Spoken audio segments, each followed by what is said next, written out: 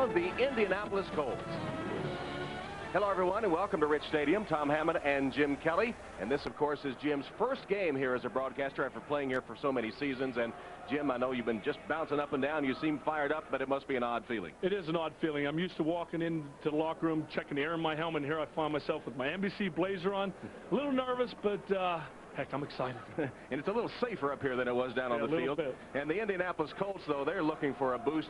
Off to an 0-3 start. They haven't scored an offensive touchdown, and quarterback Jim Harbaugh has been taking a beating. Boy, he has. And the Colts are coming into this game with the league-leading 18 sacks. And you look at some of the guys, especially their two young rookies, their two top draft picks. Right guard Tarek Glenn, who was pulled in last week's game against Seattle, and left tackle Adam Meadows.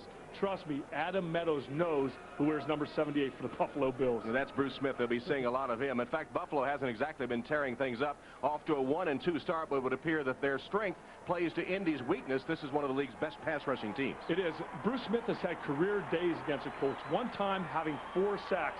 But on the other side, sharing in that spotlight, at least for the last 2 years, outside linebacker Bryce Popp has had 6 sacks. And with Jim Harbaugh being knocked down 8 times last week against Seattle, the other team and the other people on the Bills defense are licking their chops. All right, it's the Indianapolis Colts and the Buffalo Bills, and we'll return to Rich Stadium for the opening kickoff in just a moment. But first, let's rejoin Greg Gumbel in New York.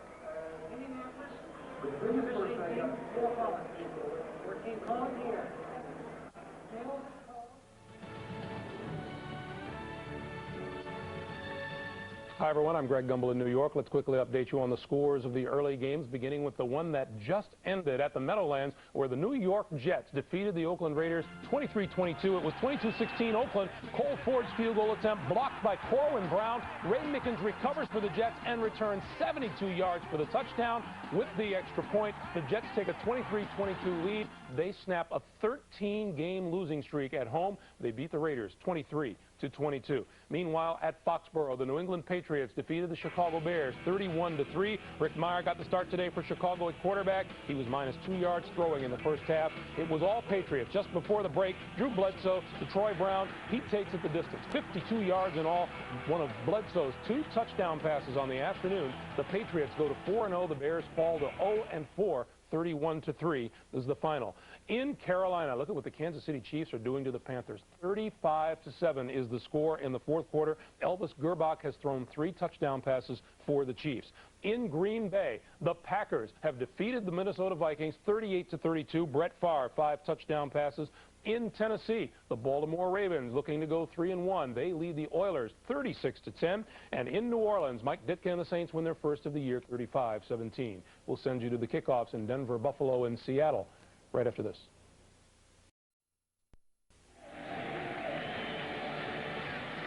And welcome back to Rich Stadium, and a special welcome to those of you who watched the Jets and the Raiders, with the Jets pulling out the 1-point win, 23-22. Tom Hammond, Jim Kelly in Buffalo. Lindy Infante, the Colts head coach, after that 0-3 start, says the frustration scale about 9.5 out of 10. And Marv Levy, 72 years old, needs a victory today for 150 in his career, tied with Dan Reeves for the winningest active coaches. Colts win the toss. Steve Christie set to kick off for Buffalo. And the deep man, Aaron Bailey of the Colts. Christie's kick, fielded by Bailey at the 3. This has been a sore point for the Bills. They've given up 2 kick return touchdowns, but not this time, as Bailey is upended at the 20 by Eric Smedley. Jim Harbaugh has taken a beating 16 times this season. He has been sacked. And the offensive line of the Colts, which starts 2 rookies, Meadows and Glenn, have given up 18 total sacks, the most in the NFL. Harbaugh with Marshall Faulk, Crockett, Bailey, Harrison, and Dilger.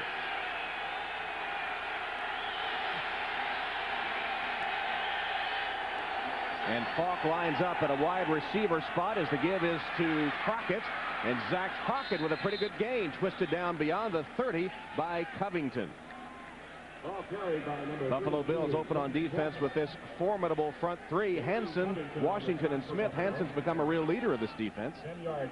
Popp has 3 sacks from a linebacker spot. Spielman, the leading tackler. Northern starts in place of Rogers, and Marlon Kerner replaces the injured Jeff Burris. And you know the defensive line for the Buffalo Bills, like I said earlier in the opening, they're going to be licking their chops today going against a team like the Colts, who have given up 18 sacks. But Crockett rambles for 10 yards and a first down on the first play from scrimmage. This time in the eye. Falk is the tailback, gets the handoff, hit behind the line, scrambles forward, and comes within a yard of the line of scrimmage before Gabe Northern gets him down for good.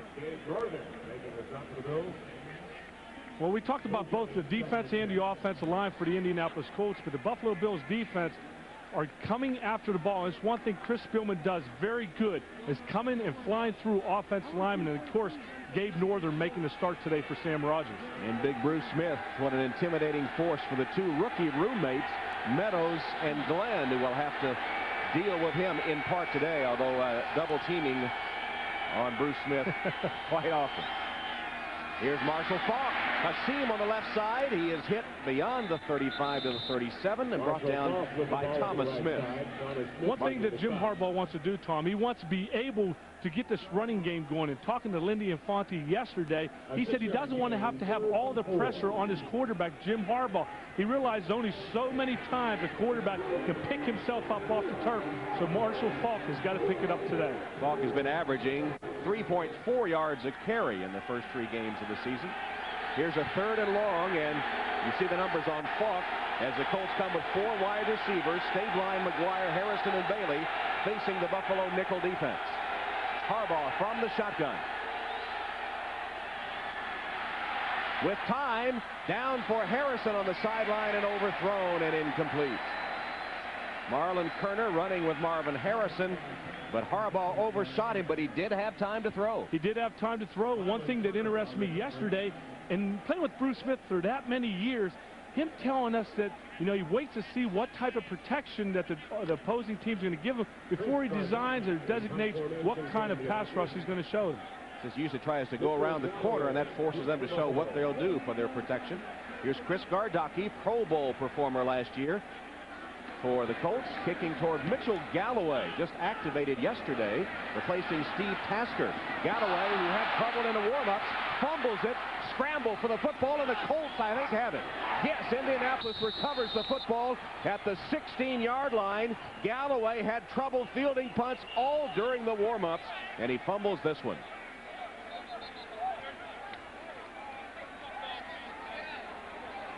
And welcome to those of you who saw the Baltimore Ravens beat the Tennessee Oilers 36-10.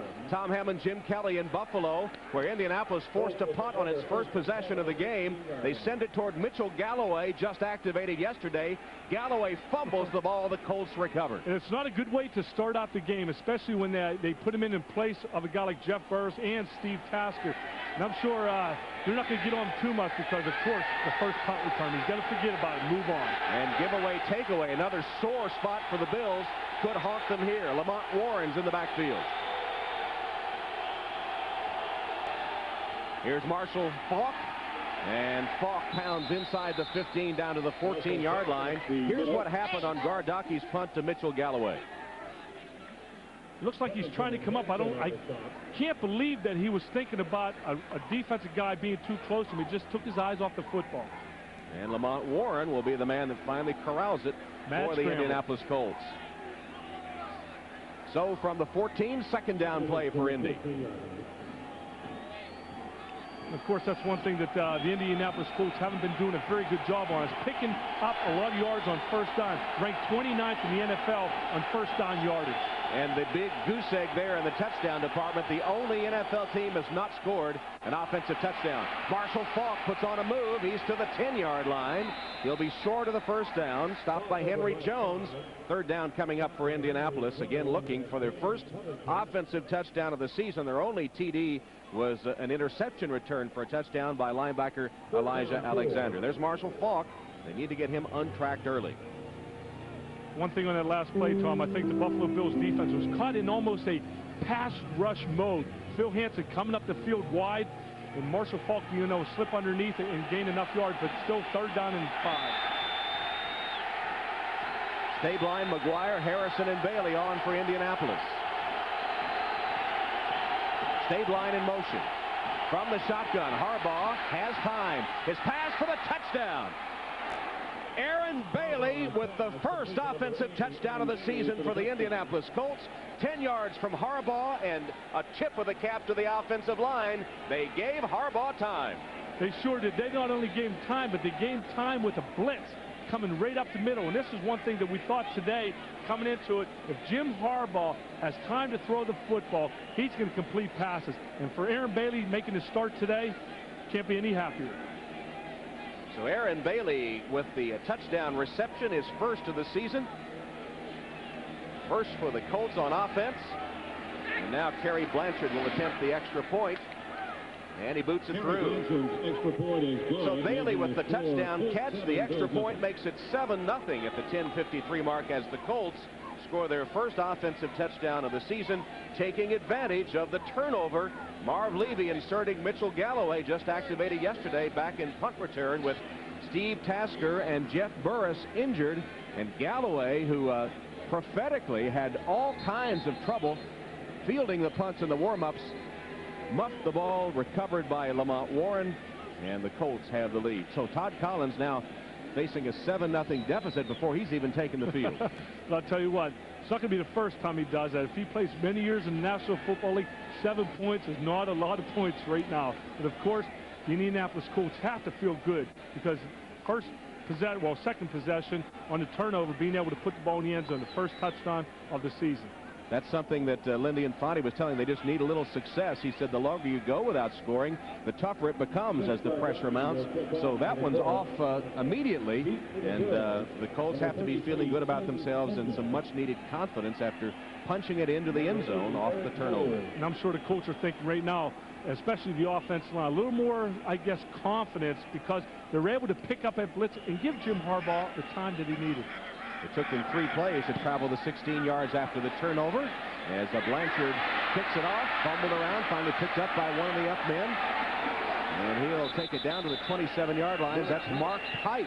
He wrapped up the football and had it to the 27. What's it feel like now, Jim, walking out on the Rich Stadium here? And what are your feelings before this first play? Well, number one, you go out there saying, okay, don't feel, especially after the opposing team just went down and scored, don't think that all the pressure's on you to go right down the field and try to score on, first 2, 3, 4 plays. Take your time, take what they give you, and I'm sure Todd has been in this situation before. It's just a matter of him going in there and being the Todd Collins that he feels he has to be and relying on some of the other guys like number 34, Thurman Thomas. 8th career start for Collins. Play action fake on first down. He's hit. The ball's loose again. Recovered by the Bills. John Fina picked it up after Tony Bennett racked Todd Collins and knocked the ball free. John Fina. And we talk so much about the Buffalo Bills defensive line, but Tony Bennett coming outside just beats John Fina to the inside, pushes him to the outside, and levels Todd Collins right in the back, causing the fumble. And sometimes, Tom, those shots in the back don't quite hurt as much as those shots right in the mouth. Might sound a little silly, but it looks like they hurt. Yeah, but it doesn't hurt quite as much, but you feel it. 2nd and 15. Handoff to Thurman Thomas. Back to the line of scrimmage, maybe a yard or two before he's tackled by Tony McCoy. The strength of the offensive line for Buffalo normally in that left side with Fina and Brown. Ostrowski replacing the injured Dusty Ziegler at center. Collins with the incomparable Thurman Thomas, Jay Reamersma and Lonnie Johnson, 2 tight ends. Johnson the better blocker, Reamersma the better receiver, a former Michigan teammate of Todd Collins. This game features 2 former Michigan quarterbacks, Harbaugh and Collins. Nickel defense for the Colts. 3rd down conversions, worst in the NFL. Todd Collins sacked again. Tony Bennett again is all over Todd Collins. And it's the Colts, who had only 2 sacks this season coming in, that get 2 on the first series and have stymied Buffalo. What happens on this is Tony Bennett's coming out on the outside going against a tight end. But one thing happens on this particular play, it's more of a down-the-field pass rush. It's 20 to 22 yards downfield. This takes a little bit more time. I don't think Todd had quite enough time to complete that. Maybe could have threw it a little sooner. Chris Moore with the punt. Brian Stabline. Short punt. Takes it at the 45. Got away from a couple of tacklers and is stopped at midfield. A 36-yard punt only. And the Colts will have excellent field position already, leading 7-0. The NFL season extends to the World Wide Web at NFL.com, the league's official website. Visit NFL.com for all the scores and stats, including a complete roundup of this weekend's scores and action, plus chat live with some of the NFL's biggest stars, all at NFL.com. One thing that Jason Belser told us yesterday, Tom, he said that they feel that they have the confidence that they can take some chances in today's game because they feel that they can cover the Bills receivers one-on-one. So you might find out that the Colts might be sending an extra guy here and there because those guys feel that they can't cover them. Well, that defense has given the Colts excellent field position. Marshall Faulk at a wideout spot. Crockett the handoff. Lugging tacklers for only a couple of yards. Damian Covington and Bryce Popp combining for the tackle. Colts with the early lead after a Bills turnover. Zach Crockett, who had carried only 6 times coming into the game and has carried twice here in the first quarter. You remember, of course, that when he started for Marshall Faulk in the playoffs back in '95, some heroic efforts. He was just coming off a torn ACL, too. So the guy wants to see if it is 100%. 2nd and 8. Faulk is the lone setback. Here's the handoff. And Faulk stopped in his tracks at the 45-yard line. He got only a couple. Kurt Schultz, free safety, met him and hit him hard. Faulk, of course, bothered all last season with a toe injury. Never was completely right. Averaged only about 3 yards a carry last season. And Lindy Infante saying they need to get him more involved, need to get him the football in the open field if they can. And Jim Harbaugh saying he's a very frustrated running back in practice and sometimes in games, getting very hot-headed. Kind of reminds me of number 34 for the Buffalo Bills back in the days. Yeah. McGuire and Harrison wide to the bottom of the screen. Stabline and Bailey to the top. Harbaugh incomplete, a little off target for the diving Marvin Harrison, but once again Harbaugh given time to throw by his offensive line. And I think what he felt there, he felt a little pressure coming up the middle on a twist that Bruce Smith had, and he threw the ball a little early because that one, if the corner reacts quick enough, that could be intercepted. So Chris Gardocki is in punt formation, and Henry Jones has replaced Galloway to receive the punt. So that was a quick hook for Galloway. Didn't take very long, did it? There's Jones waiting at the 10-yard line. Gardocki. Jones will let it bounce. And it takes a great Colt bounce. It'll be downed inside the 5-yard line by Jason Belser. A 40-yard punt will return. And welcome to those of you who watch the Kansas City Chiefs waylay the Carolina Panthers, surprising 35-14 score in Charlotte. Tom Hammond and Jim Kelly here in Buffalo, where the Indianapolis Colts have an early 7-0 lead on the Buffalo Bills after recovering a Buffalo fumbled punt by Mitchell Galloway turned into the Colts' first offensive touchdown of the season. 7-0 Indy. And you know Marv Levy, how much, and I know personally how much Marv Levy stresses turnovers. But one thing he stresses more than anything is takeaways, something the Buffalo Bills haven't been able to do. And they start here at their own 5-yard line. Remersma, the motion man for Todd Collins. Hand off to Thurman Thomas. Nowhere to go. Stopped at the 5-yard line by Tony McCoy and Elijah Alexander. And we asked him, Marv Levy, if he thought Thurman Thomas had lost a step or so, because actually the rookie Antoine Smith has better numbers than Thurman, and he said he didn't think so. He said he's only 31 years old, even though he's been in the league for 10 years. He thought it was just a matter, a combination of things, of offensive line, of communication, of a new offensive system that offensive coordinator Dan Henning has installed. And Jerry Ostrowski said the exact same thing. He feels that those guys need to work in this style of offense a little bit more. Scramble by Todd Collins gets him only to the 9-yard line. It'll be 3rd and long. Alexander covers him there as the Buffalo offense has been unable to get on track in their first 2 possessions. Again, the Indianapolis Colts defensive line coming upfield, forcing Todd Collins to step up in the pocket. He saw a little room, so he took off running. The one thing the Buffalo Bills have to do today is protect Todd Collins. And more than that, they have to get that running game going. You cannot rely on number 15 to make the plays all day.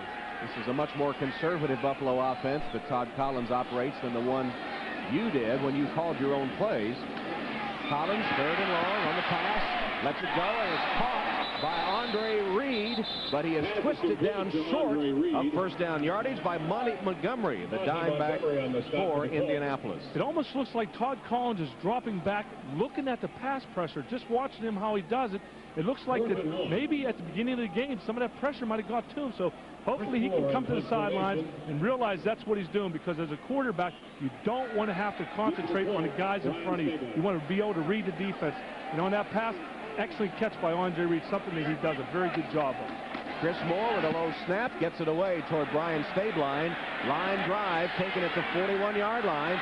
Stabline reversing his course, nothing doing. Good special teams coverage by Buffalo that time, but still Indianapolis will have good field position, a 43-yard punt and not much of a return. And Indianapolis will take over for the 3rd time, already leading Buffalo 7-0. The NFL on NBC.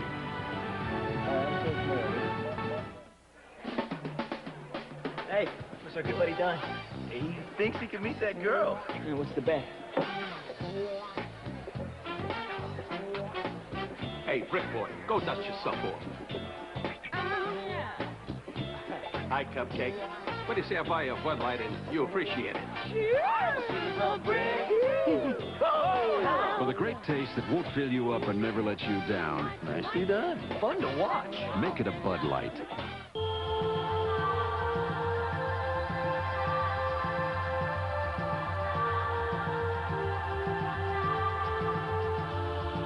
When parked all alone with it, other cars chant, "We're not worthy."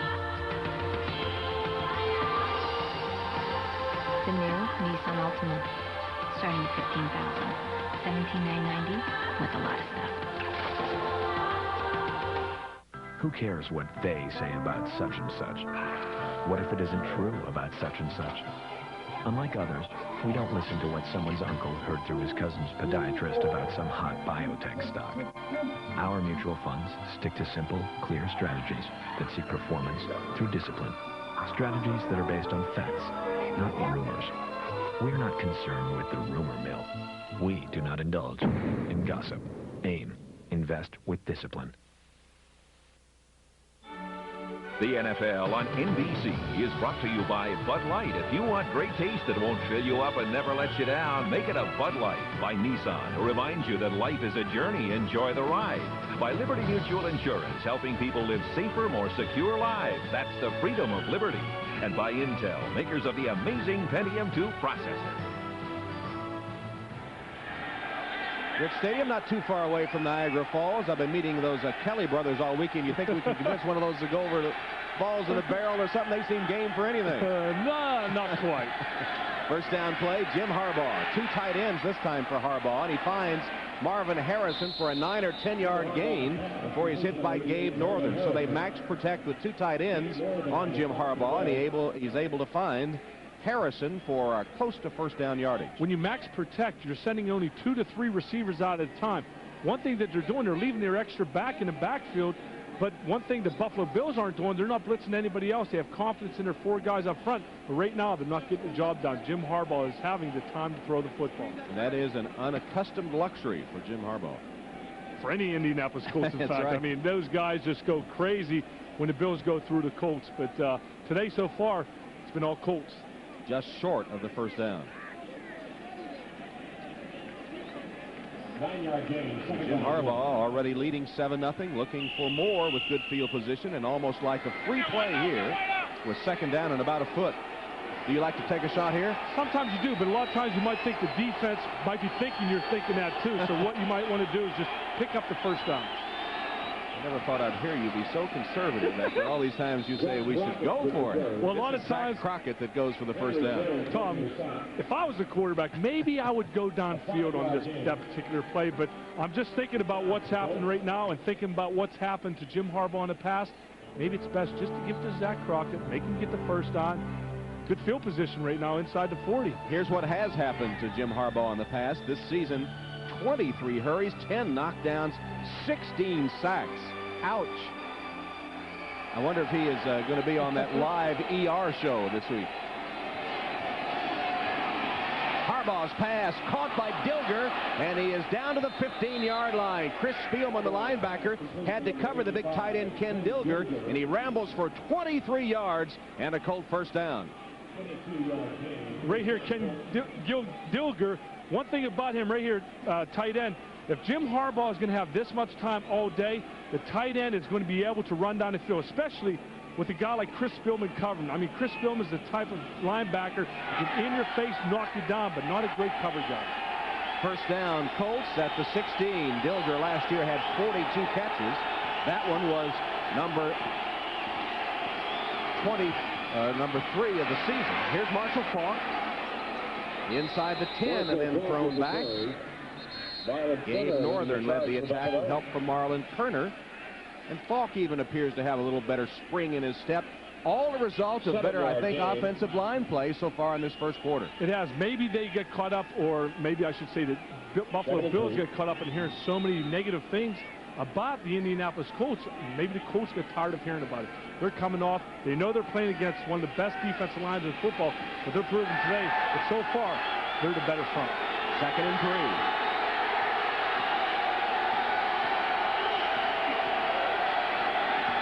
Marshall Faulk looks for a block from Crockett, got it, and has the touchdown. 1-yard run by Marshall Faulk for a touchdown.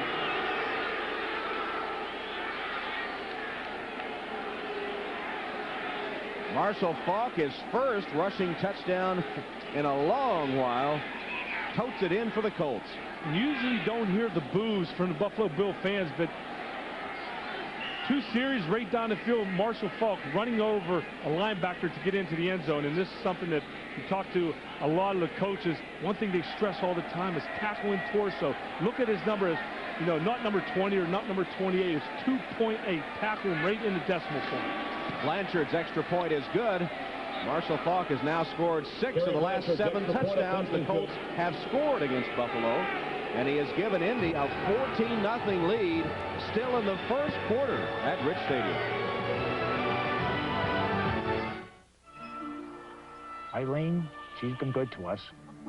I reckon it's time I go into town and get us a new vehicle. All right.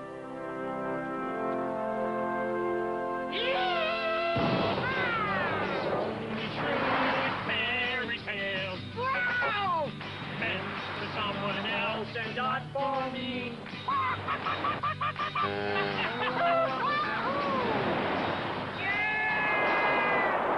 Leyland, what has gotten into you? I don't know, but I like it. I'm in love. I'm a believer. I couldn't leave her if I tried. If it were a guy's world, this would be your 9 to 5, and you'd always be cool. But in the real world, guys sweat 40% more than women. Guys need the protection of Speed Stick antiperspirant. Speed Stick, protection just for the guys.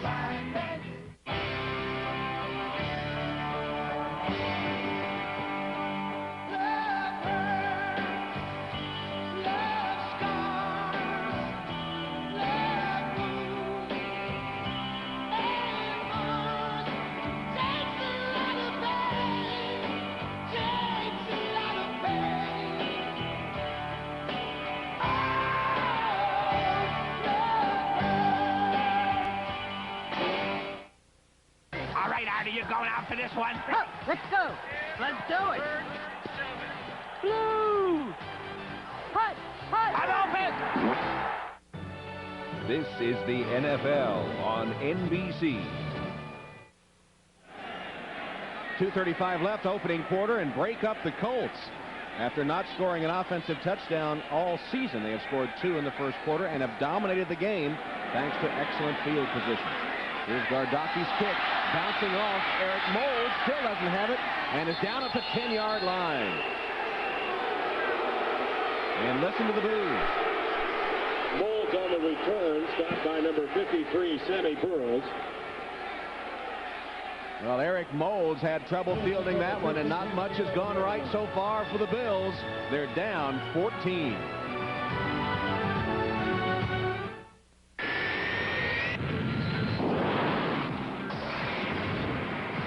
This is the sound of commitment.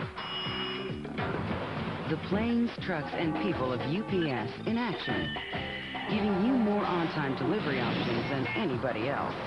Whether it's same day, overnight, 2-day, 3-day, ground, international.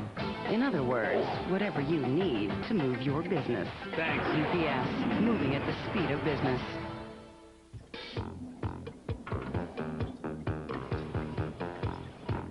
We invented the Pentium 2 processor to do amazing things for your PC. So it seemed only fitting to find an equally amazing way to bring it to the world.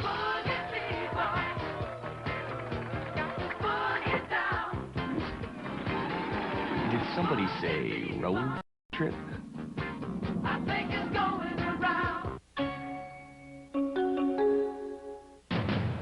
How do you stop a rhino from charging? How? Travel with Joseph Van Oss Photo Safari to Kenya's land of the Maasai. How do you stop a rhino from charging? And you'll see a culture and a wildlife like no other on Earth. How do you stop a rhino from charging? But bring your Visa card. How do you stop a rhino from charging? Give it an American Express card. Because this Photo Safari doesn't take American Express. Wait till they hear this in Nairobi. Visa, it's everywhere you want to be. Get down. Tonight at 8:30, 7:30 Central. Arnold Schwarzenegger. Terminator 2, NBC tonight. Hasta la vista, baby. But I think Sevy will be running around and you'll be going.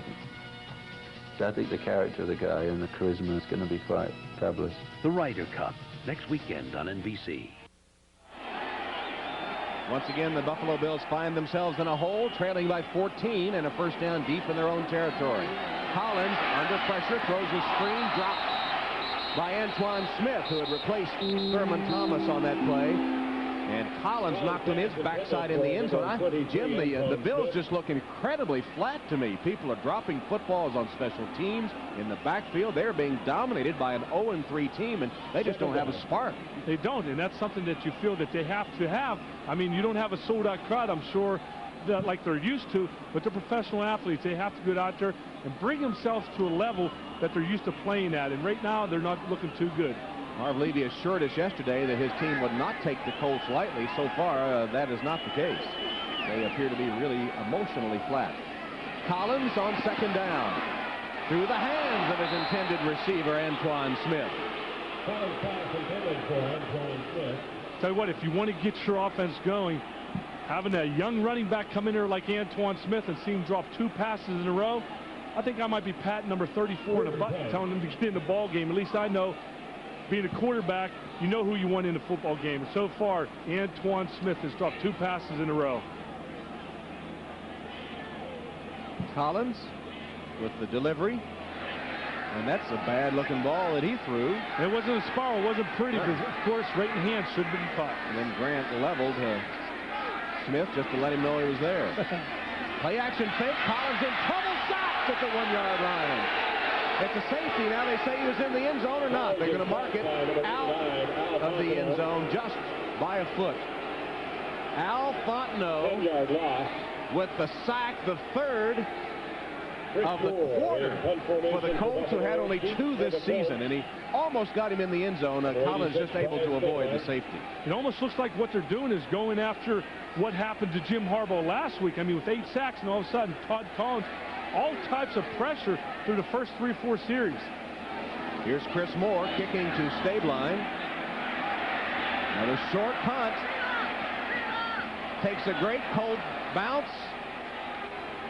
It'll be marked inside the 40, I believe. Todd Collins off to a rough start, and nothing has gone right for the Buffalo Bills. They look horrible. Lucky they're only down 14. Liberty Mutual, Helping people live safer, more secure lives, presents Playing It Safe. A 225-pound special teamer moving at 15 miles per hour meets a 195-pound return man with his arm raised. How far will the return man fly as a result of their collision? Stay tuned. Franklin Perry may have the safest house on Bristol Court thanks to Liberty Mutual. Wow! A Carnithoris sapidus. That's one mean bush. We have over 500 home safety tips, including how to prevent break-ins. The ancient Greeks called this the bush of pain. Tips like planting prickly bushes under your windows and installing deadbolt locks. Safer, more secure lives. That's the freedom of liberty. Liberty Mutual. There won't be a collision if the returner signals fair catch, since it's illegal for anyone to interfere with him or his path to the ball. It's a rule that keeps body, soul, and ball together. Remember, Mr. Pearson, once you enter the witness protection program, you'll disappear. Here's your new birth certificate, passport, driver's license, and keys. New house, new car. Well, good luck, Mr. Simons. Mr. Simons. Happy trails to you. Until we meet again. Nice car. Yeah, nice car. Check it out. Whoa, nice car. He's not going to make it, is he? No.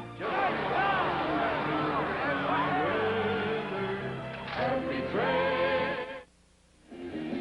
NBC Premiere Week starts Monday. That's tomorrow with 5 nights of all-new must-see comedy. All your favorites will be back with all new episodes, plus ER premieres with a live broadcast. Don't miss a minute. NBC Premiere Week starting tomorrow night. Tom, I think the Buffalo Bills so far have taken the Indianapolis Colts for granted. Maybe looking at too many of those press clippings. And there, again, another big play, but to get back to that, almost like you look at them and they look and see 8 sacks against Jim Harbaugh last week, and all of a sudden an offense that has only produced 0 touchdowns coming into this game, and they're moving the ball at will. Harbaugh to Marvin Harrison for 25 yards. And it's just too easy for Indianapolis so far. They're taking advantage of great field position. Averaging, starting on the Buffalo 47-yard line, while the Bills have been backed up to their own 14. But give the Colts credit, a team that had sputtered offensively is taking advantage of the good field position. And Harbaugh calls a timeout. He had put Falk out of the backfield to a wideout on the right, and it took too much time. He's forced to spend a timeout. But let's go back with 58 seconds left in a disastrous first quarter for the Bills. Now, Marv Levy said he talked to them about not taking Indianapolis lightly, but they saw in Indianapolis the Seahawks blast them 31-3 last week. In your experience, I know sometimes it seems like you don't want to take a team for granted, but that seed is planted in the back of your head. Is that possible? Yeah, it definitely is. But one thing you try not to do is you try not to get down for a game like this, but being 1-2, they can't take any team for granted. I mean, you come in there, yeah, you see all the stats that the Indianapolis Colts have, the negative stats, and maybe you might get a little bit big-headed. But the Buffalo Bills are not 3-0. They're 1-2. Now, do they need a guy like Jim Kelly in there to sort of kick him in the butt right now and get him kick-started? Well, one thing that I was able to do, I feel, is be able to kick-start the offensive line when you had to. But really, you look at it, it's the defense. The Colts are able to move the ball at will, but of course, field position is definitely on Indianapolis' side. First down at the 14. Zach Crockett.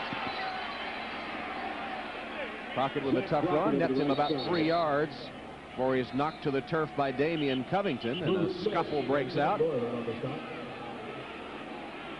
The rookie Adam Meadows was in the middle of it. Meadows and Glenn, the 2 rookie offensive linemen, first and second round choices, are roommates, and we asked him if that Bruce Smith and Bryce Popp and teammates had been the topic of conversation. They said, well, yeah. They said, Tariq Glenn telling us that he was in junior high when he watched those guys play. Oh, so where does that say I was?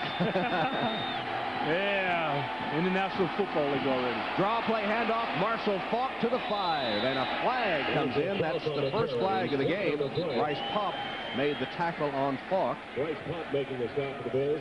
Bill Carollo is our referee today. And the Colts make a mistake with a holding call. Did you feel Jim Harbaugh yesterday when we were talking to him? was almost like holding some things back when he was talking to us, thinking that I might say something to the holding. Bills. Number 85, offense. 10-yard penalty. Repeat, second down. Dilger guilty of the hold. I think it was only natural, but I think he warmed up after a while, and I've talked to Jim Harbaugh a lot over the years, and he sort of had an attitude yesterday, not toward us so much, but just he was tired of hearing about it. He was tired of going 0-3, tired of not scoring a touchdown, and he said he personally had gone back to basic things like getting set up, your footwork, looking downfield instead of looking at the rushers, and so far it's paid off in this first quarter, although that penalty will set him back. First quarter ends, a disastrous first quarter for the Buffalo Bills. It finds Infante and the Colts in front, 14-0 in Buffalo.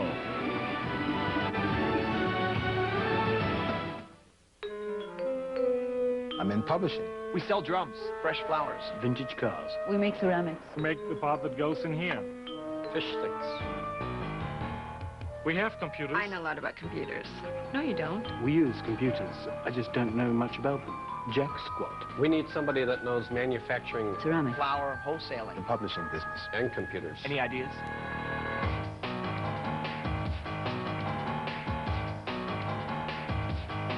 Love the hat.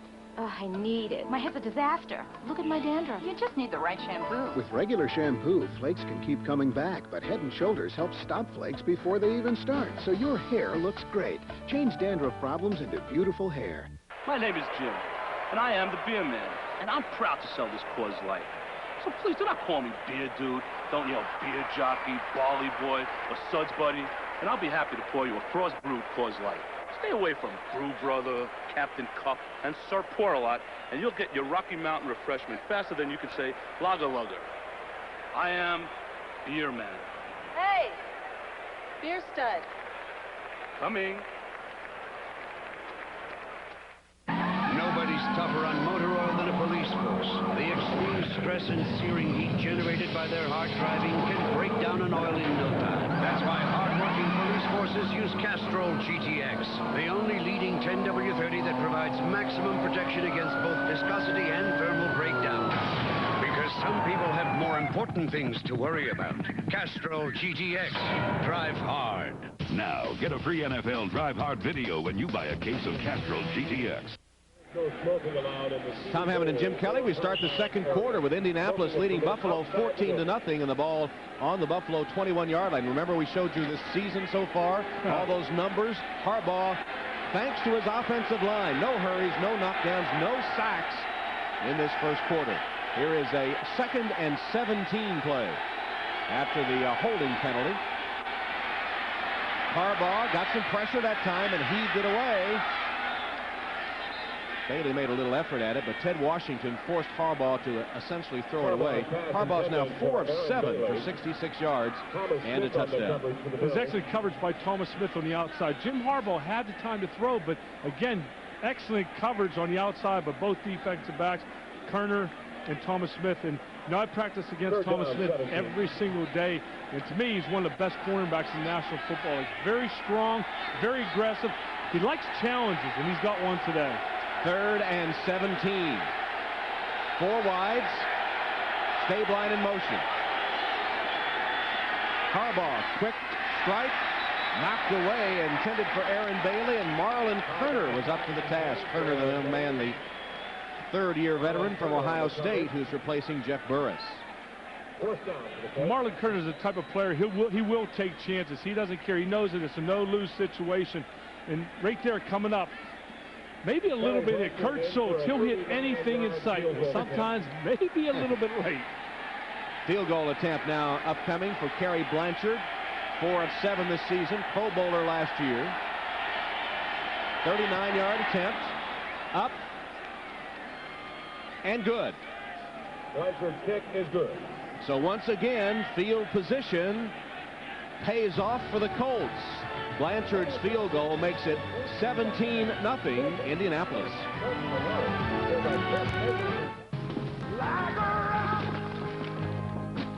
Isn't that a pretty sight? So how many miles? 50? 90. 90? 90,000 miles. Shoot, that's just getting broke in for a Chevy. Is that a scratch?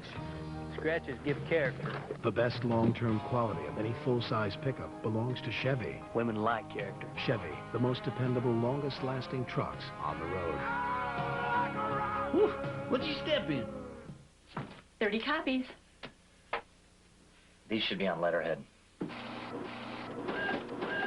Letterhead. No client's name? Bib? What's Bib? The client's name.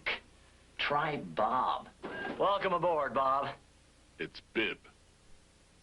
Need to save on paper? Staples has paper, cartridges, toner, over 7,000 office supplies, all at guaranteed low prices. Staples, yeah, we've got that. There's no question that computers open up entirely new worlds. But what about children who live in a world that can't afford personal computers? Fortunately, as of today, we'll never have to ask that question again. Network computers allow everyone to join the information age. And we'd like to say, welcome, Oracle, enabling the information age. The NFL on NBC is brought to you by Chevrolet Trucks, the most dependable, longest-lasting trucks on the road. By Miller Lite, now official beer sponsor of the NFL. And by the motor oil that provides maximum protection. Castrol GTX. Drive hard. Well, this is where, you know, you look at a head coach like Marv Levy on the sidelines, and at times you might want to have a guy like a Mike Ditka or a Bill Cowher or Jimmy Johnson to kick some of these guys in the butt when they need that little boost to get them going. Marv Levy's not that style. Here's Eric Moulds with the return of the Gardocki kick. And now the crowd is going to try to do what you just mentioned. Here's the crowd getting into it. First half possessions, punt, punt, punt, and their best field position at the Tone 27. So, and right there, Marv Lee is a cerebral coach, and you thrived under him, but you were the self-starting kind, and I'm not sure Todd Collins, at least yet, is the leader you were. He's not yet, but give him some time. But one thing they have to find out, who on this team is going to step up and be the leader. Here's Antoine Smith. Smith breaks free and is tackled from behind at the 47-yard line. And where we heard boos once ago, the crowd is now in it. And a 20-yard run by Smith. And this is why they drafted Antoine Smith, number 23. Because of his speed upfield, being able to hit the holes. Sometimes he doesn't worry about where his block's coming from. North-south runner. That's what coaches love. First down, Buffalo. Their best play from scrimmage, the 20-yard run by Smith. Here he is again. Nowhere to go this time. Dropped by the center of the Indy defense, led by Tony Bennett. The Bulls just picking up their initial first down on the run by Smith. And then he has stopped in his tracks.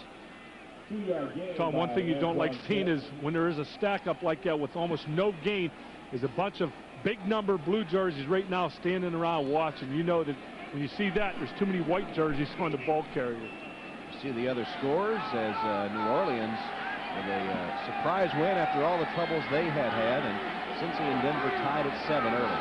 Here it's 17-0 Indianapolis. Collins with a play-action fake. Under pressure, ball deflected and intercepted. Ball's intercepted.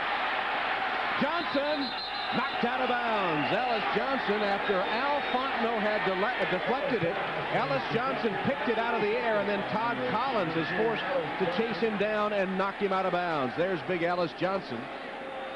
And Todd Collins really has pretty good pass protection here, but when I was looking downfield, there was nobody covered. They have Andre Reed double covered, and what Todd tries to do here is just get rid of the football. Tip ball, and it's just a matter of Todd making a tackle, saving the touchdown. Meanwhile, Todd Collins is having his problems, and right in front of our booth, the fans are all calling for Jim Kelly to come back. I think I have to tackle you to keep you up here. They're looking right up at us, and they're saying, we want Kelly. No comment, Tom. I get chills. Of course you'd like to be in there, but you know, it's not Todd Collins. It's the entire offense. They have to get in gear. Chris Spielman tackling Marshall Faulk after a short gain on first down. And after another turnover, the Colts with great field position if they can take advantage. Boy, I'll tell you what, you look at the Indianapolis Colts right now, the field position that we've talked about over and over and over again, and a team coming in here with a struggling offense, not putting it in the end zone, having this type of field position, the concentration level is totally on the Indianapolis Colts side. From the 24, 2nd and 9, 2 tight ends, Pollard and Dilger. Harbaugh. Outlet, flag down, and a short gain on the play. Thomas Smith making the tackle. The flag came down early as Falk made the reception. Offside against Buffalo. That's a gift, 5 yards after they had stopped Falk for a short gain. Yeah, that's something that Marv Levy stresses a lot, is offsides. And the thing about it is, and we talk about this each and every week, Tom, is we'll catch it in a minute. Offside, number 99, defense. Lined up in the neutral zone. 5-yard penalty. Repeat, 2nd down. That's Gabe Northern, who's replacing Sam Rogers, and lined up in the neutral zone. And we've been seeing this a lot lately, is a lot of teams jumping off sides and lining up in the neutral zone. The easiest thing to do is watch the football. I think it's a symptom of the new attacking style defenses. They want to put as much pressure on the offense as they can all around the league. 2nd down play, Marshall Falk. Not much blocking in front of him. Hit by Northern, who arrives first. And then Spielman, and others arriving on the scene. And Marshall Falk still has not been able to break one, although his team is up 17-0. They're facing 3rd down. They're being a little conservative. They know that they don't want to have to turn the football over here. And so far, they've been doing a pretty good job running the football, but when they do run, if you're going to run up the middle, you have to go against a guy like Ted Washington, over 330 pounds. He's the type of guy linebackers love to have in front. Just 2 shy of their season total. Marshall Falk, 9 carries, 33 yards. Here's 3rd down, and it's Falk again, and he's stopped for a loss by Chris Spielman. They were too conservative that time. Yeah, they were. It's 3rd down and 5. Maybe a little hook by the tight end, but right there, Damian Covington so excited, pumped up. He jumps on Chris Spielman, and now Chris Spielman limping off the field. So they'll have to settle for another field goal attempt by Blanchard. As they ran Falk 3 straight times, they got a gift. Actually didn't run him 3 straight times. They passed to him once, but got a gift 5 yards on the penalty. Still couldn't pick up a 1st down. Blanchard will attempt a 36-yard field goal. His kick is up, and he slips it through the right upright for his 2nd field goal of the day. So once again, a Bills turnover results in Indianapolis points. Their lead extends to 20 in the 2nd quarter. Got a taste for something new? Introducing Domino's new pesto crust pizza. Zesty pesto made from sweet basil, parsley, and savory garlic, kneaded right into the dough. Baked, then brushed with pure olive oil, sprinkled with Romano cheese for a truly authentic flavor. New pesto crust pizza, only from Domino's. Try it, or any large one-topping pizza for $9.99 and get a second one-topping for $5.99. Domino's, hot wow now. Hey, Wayne, where'd you get the slick tailgate go off your table? I made it, Tom. I welded some legs on an old tailgate. Man, we should sell these babies. We could be millionaires. Wayne and Tom do not need to play the Coca-Cola NFL Red Zone. They have no need for big screen TVs or free trips to Super Bowl 32. They invented Tailgate Coffee Table. You did not. So unless you have an idea as good as Tailgate Coffee Table, play the Coca-Cola NFL Red Zone.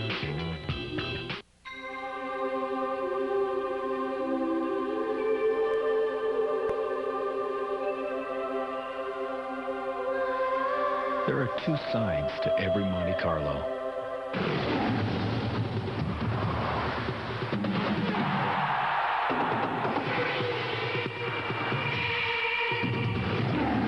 Monte Carlo. The side you show the world is up to you.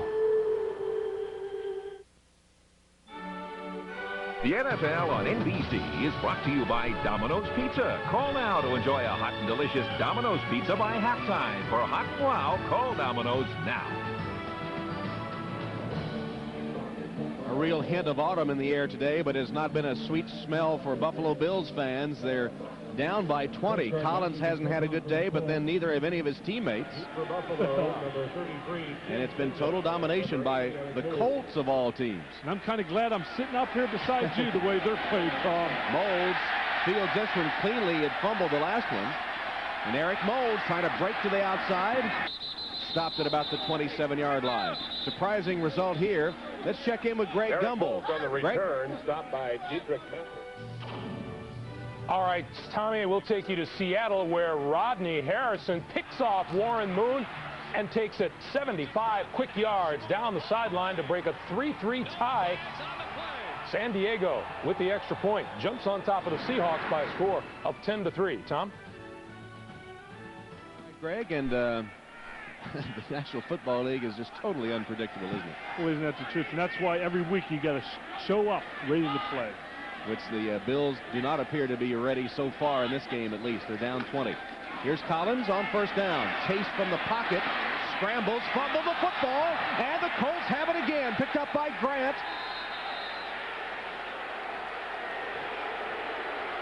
And the Bills have turned it over again. Whose offensive line did we talk about to start? Was that Indianapolis? It almost thinks, you know, things like that are going to happen. But again, pressure from everywhere. And the thing is, they're not rushing 6 or 7 guys. They're rushing 4 guys. They're putting pressure on them. The offensive line to this point, very, very weak. Fontenot with the hit, Grant with the recovery, Collins with another turnover, the third of the day for Buffalo, and the Colts will have it first down at the 35-yard line. Boy, I love it. If I was a Colts quarterback, this type of field position every time. I mean, you might expect it maybe once or twice a game, but not 4 and 5 times. 2 touchdowns, yeah, 2 touchdowns, 2 field goals to show for it. They did punt once. They have had unbelievable field position so far. I'll put it this way. The Indianapolis Colts better put one of these into the end zone, because 20 points is not a lot in the National Football League, especially when you get almost 3 quarters to play yet. I think Adam Meadows came out of his stance too soon. Prior to the snap, number 73, false start. 5-yard penalty, retains first down. An angered Bruce Smith will do that to you. Yes, he definitely will, and know what type of speed number 78 has coming around the corner. So the Colts, their own worst enemy here as they start now, 1st and 15. And like you said, they can't keep settling for field goals if you have to assume that sooner or later Buffalo will get untracked.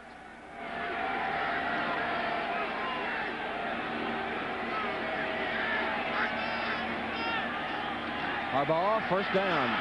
Protection breaks down. He is able to complete the pass to the 30-yard line. A one-handed catch by Aaron Bailey.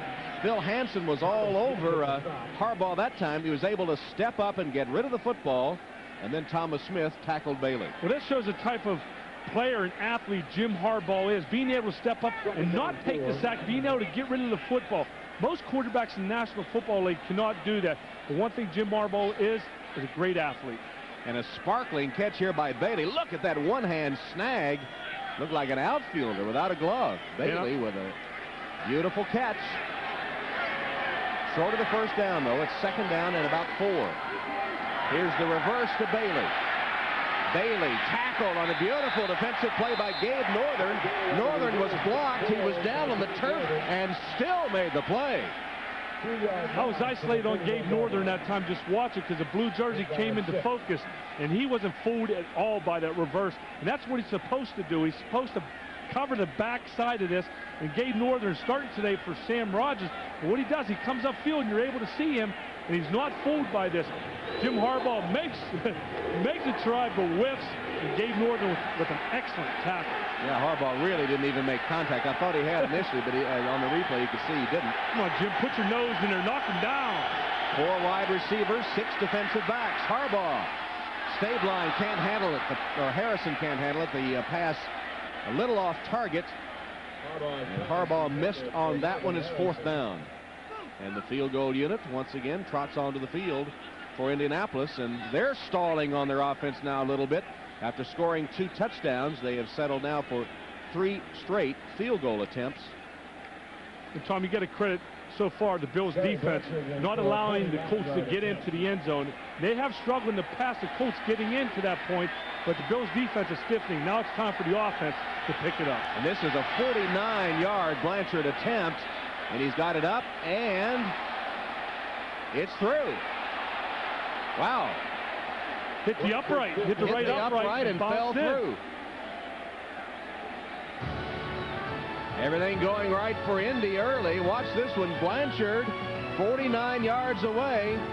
It'll hit the upright and glances through. 23 zip.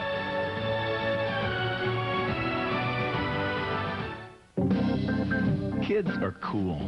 Too cool for a family car. So check out a new Chevy Lumina LTZ. It could be the best disguised family car on the road. You'd never guess by looking at it, but no 6-passenger car in its class offers more standard safety features for the money. So don't worry. Get a Lumina LTZ. If that doesn't make your kids think you're cool, nothing will. Jumping Jupiter, what is this? The new Sprint store at Radio Shack, George. You could win communications for life. I could win? Let's roll. Let's roll. It's the 21st century. Win long distance, mobile phones, accessories.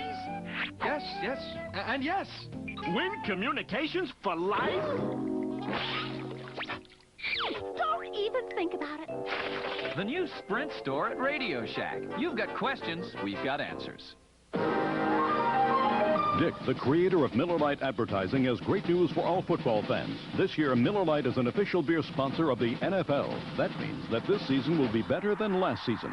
Remember that woman with the huge hair who sat down in front of you while you were trying to watch the game? Well, that's not going to happen this year. Dick says, if you like that, you haven't seen anything yet. Stay tuned. Next Sunday at the special time of 12:30 Eastern on the NFL on NBC, the Jaguars, the Redskins, Natron Means and unbeaten Jacksonville invade the nation's capital, or Elway's Broncos face the Falcons, or regional action. The NFL on NBC next Sunday at the special time of 12:30 Eastern. Well, that's pretty appropriate. Buffalo's play has been for the birds here in the first half. 23-0 with 12 minutes left. And I'm not so sure the fans weren't right. It looks to me like the Bills are sort of rudderless at the moment. They need a leader. And you said it before, too, flat also. And one thing that Marv told us, Phil Hansen's taking that leadership role, and Chris Spielman. Well, they need to get on the offensive side of the ball and find the leader on that side. Here's Galloway replacing Molds, who's been taken for x-rays, returning the kick. Doing a good job of it, a 28-yard return. And now Todd Collins trots back onto the field. The fans calling for the return of Jim Kelly earlier, and they do need a spark. They need some taskmaster at the moment, it appears, to get them started in the right direction. And this is where Todd Collins has to accept that role. He's got to be able to step into that huddle, make it his team. Tell those guys, come on, guys, we're only down 23-0. And yeah, to this point, that's a lot. But one thing he has to do, and he has to continue to do it, keep stepping up, trying to make those guys and have them realize that he is the quarterback of the future. He is the quarterback now. Scott Von Der Ahe shaken up on the play for the Colts and being helped from the field. As the Bills have it with a first down at their own 34-yard line. This the luxury of good field position here. Their average is only their own 21, while the Colts started in Buffalo territory. Collins, chase, sacked again, ball loose again, still up for grabs, and the Colts have it again inside the 20-yard line. Unbelievable. Fontenot recovers this one. What in the world is going on here? I'm trying to figure it out too, Tom. 4 first-half turnovers committed by the Buffalo Bills. And right here you see, I mean, it'd be different, like I said before, if they're coming with an all-out blitz, but no, the tight ends are getting beat around the corner, and a lot of times you look at them, everybody automatically points to the offensive line, but this time, another tight end getting beat around the corner. Elijah Alexander knocking the ball loose from Collins, his second fumble. Todd Collins also he's also got to realize, Tom, where his pressure's coming from. You can't be all of a sudden have tunnel vision straight down the field. You have to know where your pressure's come from so you know when to pull the ball down. From the 20-yard line, Zach Crockett 4 yards. Knocked down by Phil Hansen. If I can go back, Tom, and make a statement as far as the Bills' offense. If they're going to come in here with this style of offense, a 2 and 3 tight end offense, you got to be able to block. In this style, you have to be able to sit there and be able to block against defensive ends, outside linebackers in this style. It's no longer the K-gun offense where you can rely just on the outside guys being blocked by tackles. The tight ends got to step it up. They're not doing a very good job today.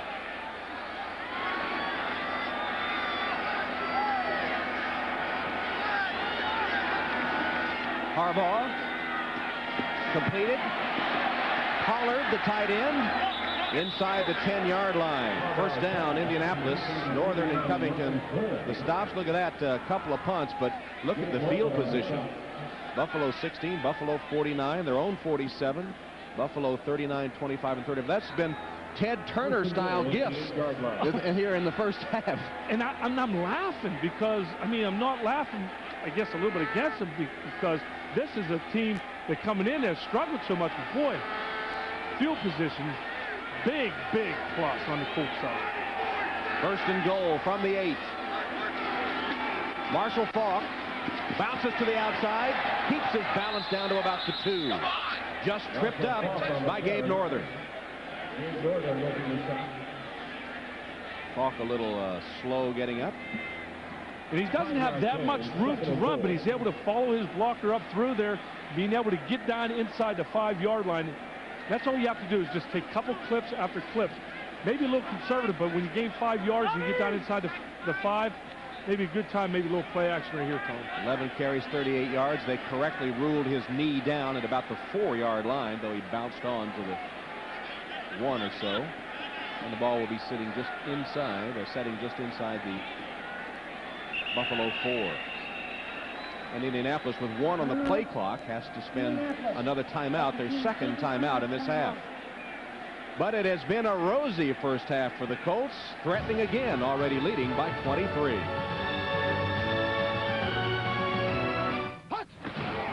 AT&T, it's all within your reach, presents A Lineman's Dreams. Football, the perfect game. But if I could change just one thing, I'd get to carry the ball. I've got moves. I could find the hole, follow my blockers. I can dance and strut and spike. Plus, who's gonna want to tackle me? Yeah, one day right before game time, they're gonna give me number 44, and I'm gonna run like the wind. We were on vacation. Oh, your sunglasses. When we realized we were sitting on a gold mine. Rubber sunglasses. Too bad none of the stores saw it that way. So, any more bright ideas? Actually, yes. Our own website. And before we knew it, we were selling shades to everyone under the sun. Open a storefront on the internet with the most powerful network in the world.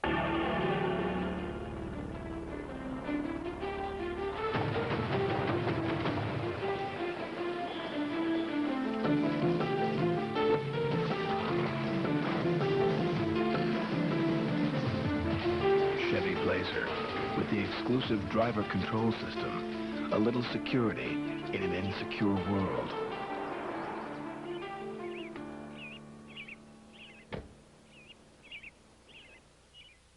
This year's Emmy winner for Best Drama, Law & Order returns with a powerful season premiere. What makes a good kid? That animal killed my boy! Go on a thrill kill spree. Just see what it feels like. See why Law & Order won Emmy's Best Drama. I want them both convicted. Law & Order, the premiere, NBC Wednesday. 23-0 Indianapolis leading Buffalo thanks to 4 first-half turnovers by the Bills. Harbaugh and company with a second and goal. The ball just inside the 4-yard line. Already they have exceeded in the first half their point total for the first 3 games. This is the lowest ranked offense in the NFL, but thanks to field position, they've been able to exceed their yearly total already. Nothing there on the ground this time. There's a flag down as Marshall Faulk is stopped by Spielman and Jones. Marshall Faulk on the carry. Stopped by Chris Spielman. Flag on the play. And a hold against Indianapolis. Boy, I hate when that's called inside the 5-yard line. Sometimes I get in the huddle and I remind those. Holding, 73, offense. That penalty is declined. Third down. Adam Meadows, and the penalty decline. Tom, like I was saying before, I used to get in the huddle every time we're inside like 10, 5-yard line, and I usually would make sure the snap count was on the same timing every time, because you don't want a penalty inside there to push you out of, say, a good time where you can call a little play action pass, but it's not a good time for a holding time. Only 1 of 6 on third down. They haven't exactly been burning anybody up on offense. It's been the field position. From the gun. Harbaugh with time, threw it over the head of a wide open Aaron Bailey. Absolutely wide open. Nobody close. Damian Covington and Marlon Kerner arguing amongst each other. Something happened. Somebody misread what their assignment was, and right here you can tell that Jim Harbaugh again has time to throw the football. Guy wide open in the back of the end zone, and I think maybe Marlon Kerner was a little out of position right there. But Harbaugh had a man wide open, and the Colts start to revert to form here, aren't they? And we talked about that, being able to put the ball in the end zone and not rely on Gardocki kicking all these field goals. Or Blanchard, who kicks his fourth from 22 yards. Thanks, Tom. I appreciate that.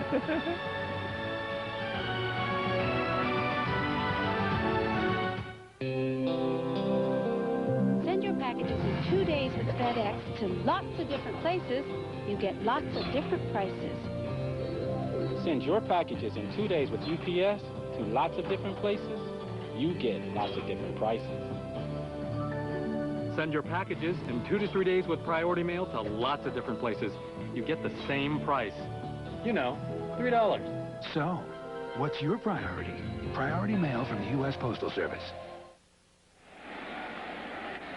26-0 Indianapolis, although somewhat of a hollow lead for them, because Harbaugh just missing a wide open man in the end zone. It could be much worse for Marv Levy and company. Not that it's not bad already. It's been a horrible first half. They have just been totally inept in just about every phase of the game, I guess, except defense.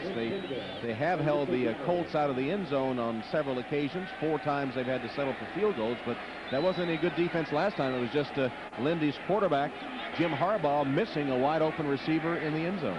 Well, down 26-0. This might be a good time to bring the no-huddle offense back with number 12 at quarterback. Hey. Mitchell Galloway returns the kick. I can't spare you. There's Galloway back to about the 24-yard line. Well, we invite you to join us next Saturday, 12 noon Eastern, 11 a.m. Pacific, as Tiger Woods leads the Americans in the Ryder Cup, one of our favorite sporting events every time it comes up again, this time coming to you from Spain on Sunday. Join us at 8 a.m. Eastern, and here's a time change. Our friends on the West Coast, 5 a.m. Pacific time for live coverage of the final day all next weekend on NBC, and it's worth getting up early for, believe me. The Ryder Cup next weekend. 5 a.m., just stay up all night. Hey, now that's the Jim Kelly philosophy. Just like that, here's, stop me if you've heard this before, Collins sacked again. Might be a face mask penalty coming too here as the flag flew down.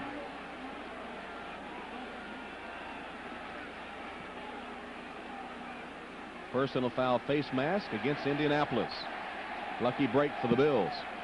Very lucky. And Todd Collins can't be feeling comfortable back in that pocket now. He's going to have to, you can tell he's going to start, sliding up in the pocket, sliding to the outside. He's only 1 for 4 with 1 interception and a couple fumbles, but boy, you look at some of the things he's had. 5 sacks, 1 deflection. He's only been knocked down 1 time, but those 5 sacks hurt. Personal foul, face mask, number 61 on the defense, 15-yard penalty, first down. Tony McCoy, and that negates the 6th sack of the first half. And they're just coming at him. You can tell that they're determined to get back to Todd Collins, but one thing Todd has to do is not worry. I know being in a situation where you're sacked 5 times in the first half, to be able to go back without worrying about those guys coming at you, at times it can be hard. But he's got to be able to focus on what's happening downfield in the secondary. Personal foul penalty gives Buffalo only its 2nd first down of the first half. Screen pass. They try to slow down that rush, and Antoine Smith with a good gainer. He gets Maybe 14, 15 yards. 14 officially before he stopped by Grant. I was wondering when they were going to come back with a screen pass or maybe a draw. When you have teams that are coming up the field the way the Colts are, you think that the offensive game plan will be designed to go with a screen and go with a draw. When you have guys coming up the field like Bennett and McCoy that are coming around the outside so fast and hard. And isn't it funny? That's what we thought Indianapolis might be doing today, as Buffalo would be rushing him, but the Colt offensive line has been doing a good job. Here's Antoine Smith, nearly broke free. Still fighting for yardage to the 42-yard line. There's 13 yards on the run by the rookie Smith. Robert Blackman had him around the waist. Held on, and Antoine Smith is trying to put a spark into this team. And they need it. And for a rookie to come in here and do this, it shows a little bit of what he means to the Buffalo Bills. Being able to put him in there when you're down by 26 points and pulling a guy like Thurman Thomas and letting him stand on the sidelines.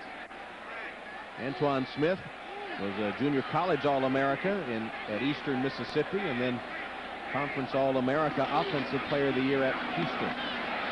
That time he couldn't get started before he was tackled by Ellis Johnson. 4 carries, 37 yards for Antoine Smith. Maybe the Buffalo Bills right now are being a little conservative, maybe wanting to protect Todd Collins, but I'll tell you what, they're not going to win a football game by being conservative on first down. They're going to have the play action pass, maybe a bootleg here and there, maybe come back with a screen on first down, but being able to run the ball always on first down, a little bit too conservative in my book.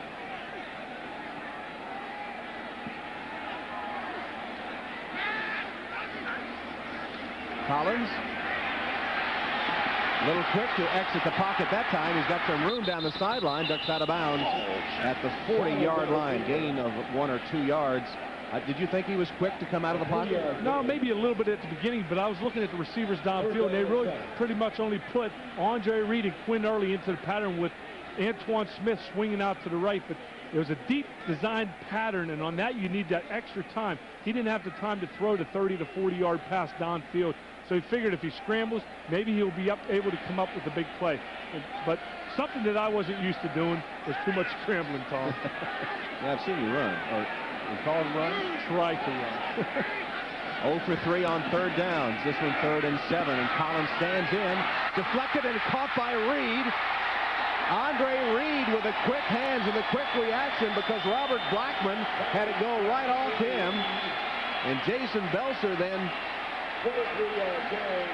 actually it's Belser I think that tipped the ball. Let's see on the replay. Belser tipped it and then Blackman tackled him. And Todd Collins is lucky this one wasn't intercepted. He forces the ball and he's finding himself right now trying to find a big play, trying to make it. Belser is excellent covering on Andre Reed. And what I think Todd felt that if he threw it over his head, he might run him into the free safety. Again, maybe Todd forced it a little bit, but very lucky break for the Bills.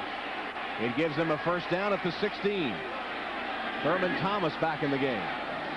Fake to him. Collins. All kinds of time. Wide open touchdown. Lonnie Johnson didn't have a defender within 10 yards. Collins finally spotted him, and it's a 16-yard touchdown. Excellent pass protection by the Buffalo Bills, and Reuben Brown wants the crowd to get into this one. John Fina and Corey Lukes have given him excellent time on the outside, and this is something that every quarterback must have. I don't care if you're a Joe Montana or a Dan Marino. If you don't have time to throw the football, you're not going to be able to find your receiver. And right there, Lonnie Johnson standing there for at least 3 to 4 seconds, wide open with nobody on him. Christie's extra point is good, and finally Buffalo gets something going. Pretty good looking drive that time as Collins standing in there. Took him a while to find Lonnie Johnson, but he finally did for the touchdown. Next in the end zone shot, you can see the defensive line coming upfield. Reuben Brown being able to stalemate at the with the defensive line, but Todd with plenty of time. And I could see Lonnie Johnson up here in the booth wide open to say, please, give me the ball, give me the ball. And Todd Collins' patience in the pocket. He didn't pull the ball down. He didn't try to make the big play with his scrambling ability. He stayed in there. He stepped up. He threw a strike to Lonnie Johnson in the end zone. And for Lonnie Johnson, that's the 105th reception of his career and his first NFL touchdown. times, Tom, this one thing that I did before, it was criticize Lonnie Johnson on some of the things he does with his hands, not really working as much as he should on his catching ability. But as he goes on, he starts getting used to it. He's starting to get used to Todd Collins. And in this style of offense, the tight ends play a major factor. And it's good that Lonnie Johnson continued to run and stayed alert. Here's Christie's kick. It's a squibber. Finally taken by Cliff Gross. And Gross advances close to the 35-yard line. Tackled there by John Kolacek and Mark Pike. First 6 possessions for a -2, and then a 77-yard drive on that last one as they finally get things to click. And it results in an easy touchdown catch for Lonnie Johnson. Wow, 6 possessions, a -2. Marv Levy's definitely scratching his head, and I'm sure the coaches to the left of us up here in the booth are definitely scratching their head, trying to think of, can we do the same thing over? But if you remember back to last possession, it was all caused by Belcher not being able to intercept that ball, knocking it into Andre Reed's hands. And at times you know that big plays have to happen because of defensive turnovers. And that's one that let the Buffalo Bills back into this game and allowing them to score a touchdown. That's right. Belcher had what appeared to be an interception through his hands and a completion to Reed as Sammy Burrows, shaken up on the play, finally makes it to the Indianapolis sideline. Well, the Colts offense has sputtered of late, given excellent field position. They have settled for field goals their last 4 times down to the red zone. And approaching the 2-minute warning here in the first half. He has a first down at his own 34.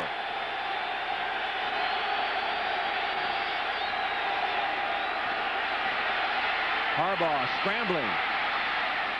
Sliding down at the 41-yard line where he's covered by Gabe Northern.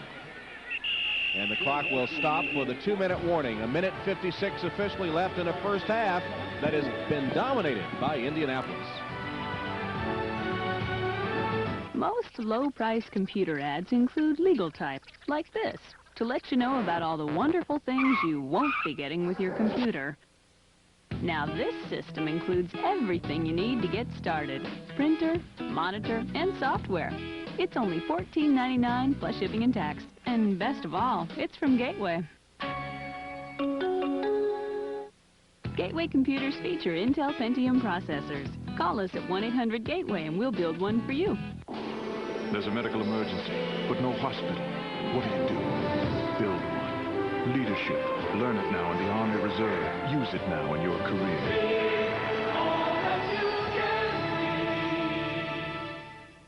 I stand here carrying on a great tradition.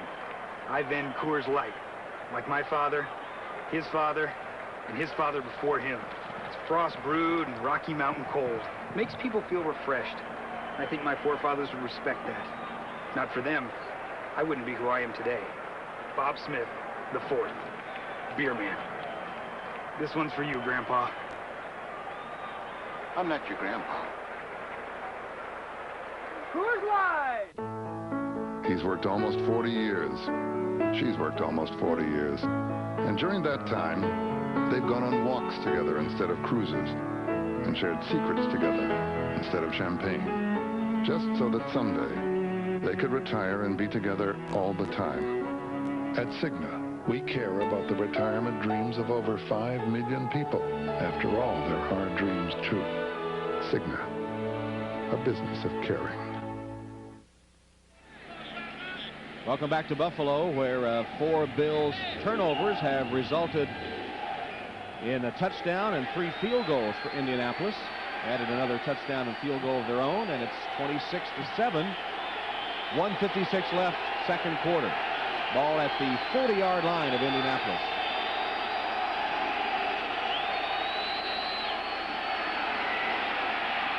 Harbaugh's pass. Gilger has it and dropped it. That pass from Harbaugh right on target, threading it through defenders. Gilger just plain dropped it. Now, roles are reversing here, aren't they? They sure are. And you know, we talk so much about the Buffalo Bills defensive line, but so far the Colts have been doing an excellent job stalemating them at the line of scrimmage. And yes, Of course, you have to double a guy like Bruce Smith, which they are doing. The other guys have to step it up and start putting some pressure on Harbaugh, having way too much time to throw the football. Colts come with their 4 wide receiver package. Stabline, McGuire, Harrison, and Bailey. And Buffalo with its dime defense. Harbaugh sacked. Hansen getting Jim Harbaugh for the Bills' first sack of the game. Well, this is what I talked about. The front 4 guys are relying on them. They're not coming with anything out of the ordinary. Maybe a little trick right there with Bruce Smith. The one thing they have to do is start putting pressure on Harbaugh, and they're relying on the 4 guys. They're not blitzing the outside linebackers or the safeties. And the Bills call a timeout with 1:47 left. They're going to get the football. They're trailing 26-7. So events have turned around. Harbaugh missed a man wide open in the end zone, had to settle for a field goal instead of the touchdown. And then Carlton Gray had what would have been an interception go off his hands into the hands of Andre Reed. Buffalo gets the score. Then Ken Dilger drops what would have been a first down pass. And Indianapolis will punt. Here's Gardocki to punt to Mitchell Galloway. Galloway, remember, started all this nightmare of a half by fumbling the first punt. Makes the fair catch there at the 20-yard line, a 48-yard punt. Don't forget, coming up will be the Domino's Pizza NFL on NBC halftime reports. Greg Gumbel, Joe Gibbs, Sam White, Chris Collinsworth. Bringing you all the scores and highlights of this 4th week of the NFL season. That's coming up at halftime, 1:39 left here in Buffalo. Well, Tom, the Bills got plenty of time to be able to move it downfield, and at times they don't like putting the 3 and 4 wide receivers in the game. And as a matter of fact, today they don't have the 4 wide receivers that they would love to have in Steve Tasker out there. So they rely on Andre Reed and Quinn Early to win 1-on-1 on the outside. Protection for Collins. Throws it short. Completed to Thurman Thomas. And Thomas with a cutback is at midfield and into Colt territory. Diedrich Mathis finally got him down, but not until Thomas took the pass and ran for 30 yards.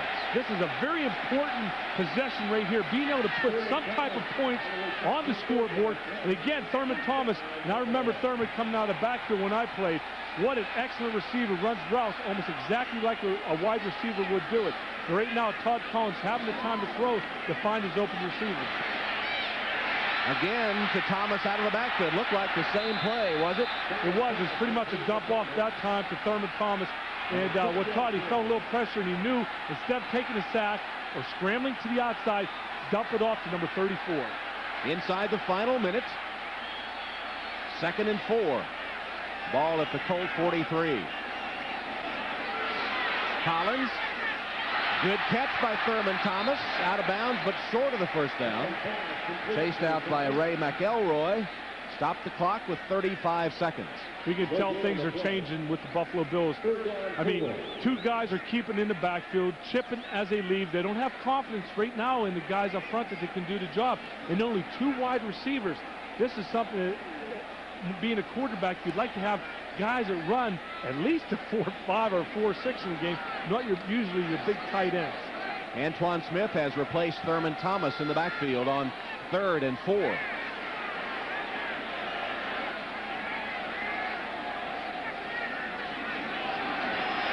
Collins lofts it, caught by Reed, out of bounds at the 23-yard line, knocked out by Monty Montgomery. And on this drive, they've looked better this drive than they have all game. What happened there was Quinn Early was able to take 2 safeties, 2 players with him downfield, and Andre Reed run that deep out pattern. Excellent throw by Todd Collins, leading him to the sidelines, getting him out of bounds, not having to take that timeout. 21-yard gain, 29 seconds left. They'll still have 2 timeouts remaining. Collins hit as he let it go, complete. Pass caught by Andre Reed, and Reed will take it down to about the 7 or 8 yard line. Timeout Buffalo with 20 seconds left. Buffalo at the 17.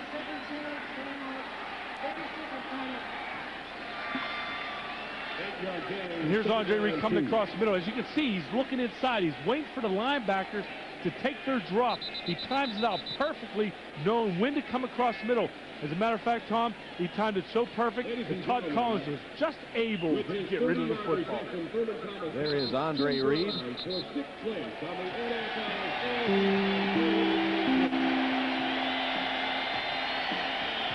Denver with a 14-7 halftime lead on the Bengals.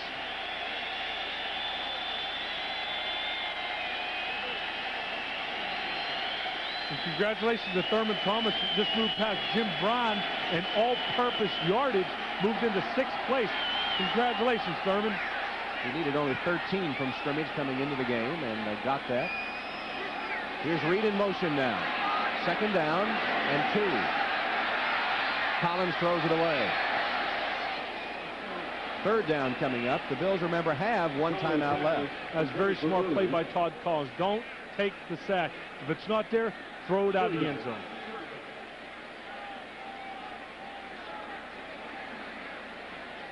They were -2 on their first 6 possessions, and then the last possession they went 77 yards thanks to a muffed interception by Carlton Gray. But here they are back driving again. This is 3rd down, 2 to go from the 13. Caught. Lonnie Johnson. Did he have the 1st down? Yes, he's just inside the 10. And Collins takes the Bills' final timeout with 8 seconds left, as Alexander made sure Johnson didn't get into the end zone. One thing you would have liked to have been able to do there is be able to spike the ball, but the thing what you want to do is be able to do that, but he knew he only had 1 timeout left with only 8 seconds. Smart call by Todd Collins. So with 8 seconds and no timeouts, do you go for the end zone 1 time here, or do you go ahead and kick the field goal? Down 26-7, you take 1 shot at the end zone.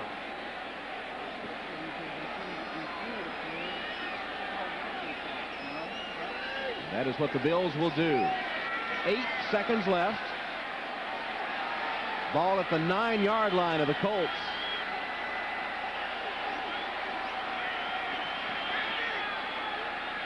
Smith in motion. Collins lost. It's out of the end zone. Stops the clock with 3 seconds left, and Steve Christie will come on. So Todd Collins has finally gotten his composure, it appeared, on that drive. He hit 6 of 8 for 66 yards. And Jerry Ostrowski probably got that offensive line together and say, hey, guys, we got to be able to pull it together here. We got to give Todd enough time to throw the football. And I bet the tight ends were in on that conversation too, Tom. Christie will attempt the field goal. It'll be a 27-yarder. Kick is up, and it's good. So the Bills are able to finally get on track on their final 2 possessions of the half. But they go to the locker room down 26-10. Todd Collins showing some composure on that last drive. 26-10 at halftime. Now let's go to Greg Gumbel in New York. Domino's Pizza NFL on NBC halftime report, brought to you by Domino's Pizza. For hot and wow, call Domino's. Now. And we welcome you to our studio in New York. I'm Greg Gumbel, along with Joe Gibbs, Sam Weish, and Chris Collinsworth. And let's run down the scores and the highlights for you, beginning with the game taking place at Mile High Stadium in Denver. The Cincinnati Bengals have just scored, and the point after pending. The Broncos' lead is 14-13. Chris, John Elway has had a good day in this game so far, and so has running back Terrell Davis. Terrell Davis averaging almost 6 yards per carry, but Kajana Carter just went about 70 yards with one. Looks like for the first time in 67 games now, the Bengals may have a running back over 100 yards. This is a milestone in Cincinnati. 79 to be exact. You ever play for the Bengals? Yeah, a long time ago. In San Francisco, the 49ers with a 24-0 lead on the Atlanta Falcons. That game is at halftime. Steve Young, 14 of 19, 289 yards and 2 touchdown passes in the first half. In Seattle, as they approach halftime, the Seahawks and the Chargers are tied at 13.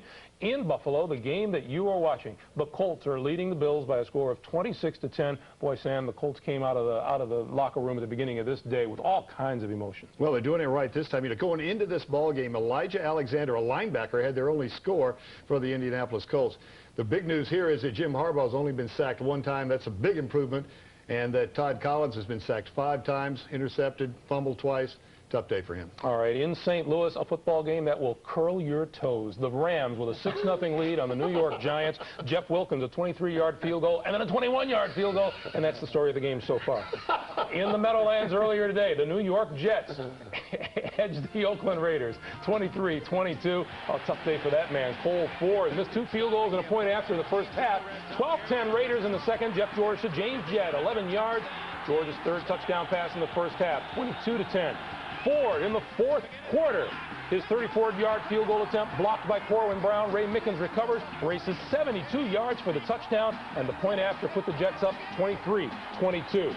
Ford with a chance to redeem himself from 47 yards out, misses wide to the right, would have given the Raiders the lead. Instead, the Jets hold on to win. They snap a 13-game home losing streak. This was one of the strangest games, not just of the day, Joe, of the whole season. Well, the whole season, I think, for the Raiders. The good news is, hey, they got a rushing attack. Napoleon Kaufman, 126 yards rushing today. Jeff George looked good coming off that with play action.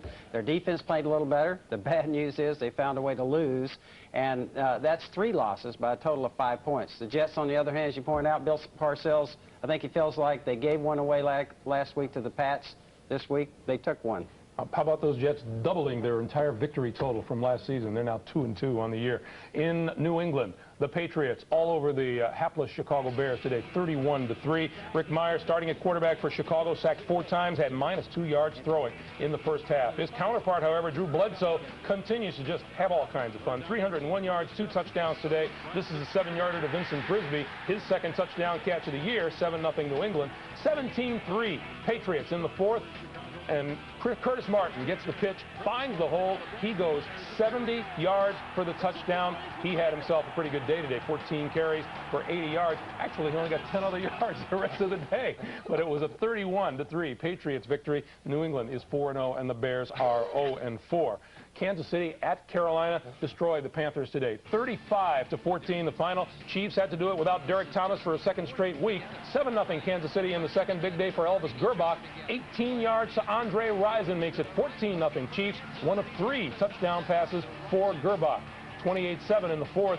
Tough afternoon for Kerry Collins. He was sacked 5 times and intercepted 4 times. Mark McMillan returns this one 62 yards down the sideline for the touchdown. Chiefs with a big win on the road. They have won 3 straight after an opening day loss. Today's final is 35-14. In Green Bay, big play day for Brett Favre. 5 touchdown passes in a 38-32 win. There's Brett with a record-setting day in front of the home crowd. He connects with Antonio Freeman for a 28-yarder here.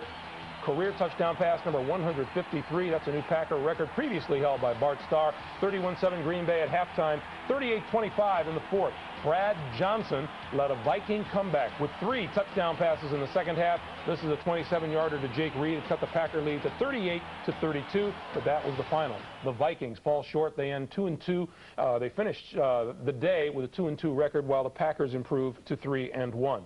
Baltimore at Tennessee today. The Ravens have won 2 straight on the road. They didn't win a road game all last season. They beat Tennessee today 36-10. Vinny Testaverde, 318 yards and 3 touchdowns. And in New Orleans, Mike Ditka and the Bears rack up victory number 1 of the year, 35-17 over the Detroit Lions. Saints fans looking for a win anywhere they can find one. Scoreless in the 2nd after a Detroit turnover. Heath Schuler pitches to Mario Bates, who throws into traffic. Andre Hastings comes down with it for a 21-yard touchdown. The boards lead 7. The Saints lead 7-0.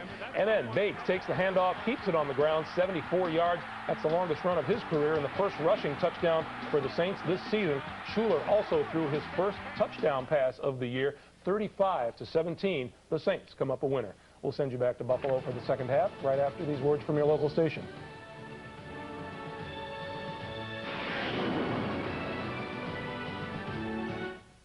Tuesday, it's finally here. You can't miss the first Mad About You with Baby. Isn't she just the most beautiful? Ow! Wait till you hear what they name her. Then the News Radio season premiere. Bill's life hangs by a thread with John Lovitz. At least for now. And here it is, the premiere of Frasier, south of the border with Cela Ward. Sure, that might have happened. Plus the season premiere of Just Shoot Me. Hey, wait, I just remembered something. You're boring, and my legs work. NBC premiere Tuesday.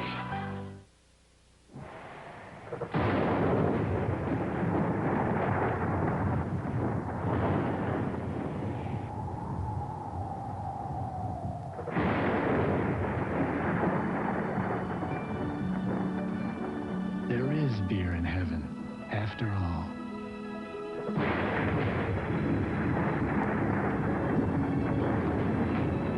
Sam Adams, a better glass of beer. My imagination, or didn't we arrive in a limo? Tom Cruise is sports agent Jerry Maguire. What can I do for you, Rod? What can I do for you? Show me the money. Say it with me one time, Jerry. Show me the money. You can do better than that, Jerry. I want you to say it with meaning, brother. Show me the money! Louder! Show me the money! Congratulations, you're still my agent. Jerry Maguire. Playing this month on Direct Ticket, only on Direct TV. You're watching NFL Sunday Ticket on Direct TV.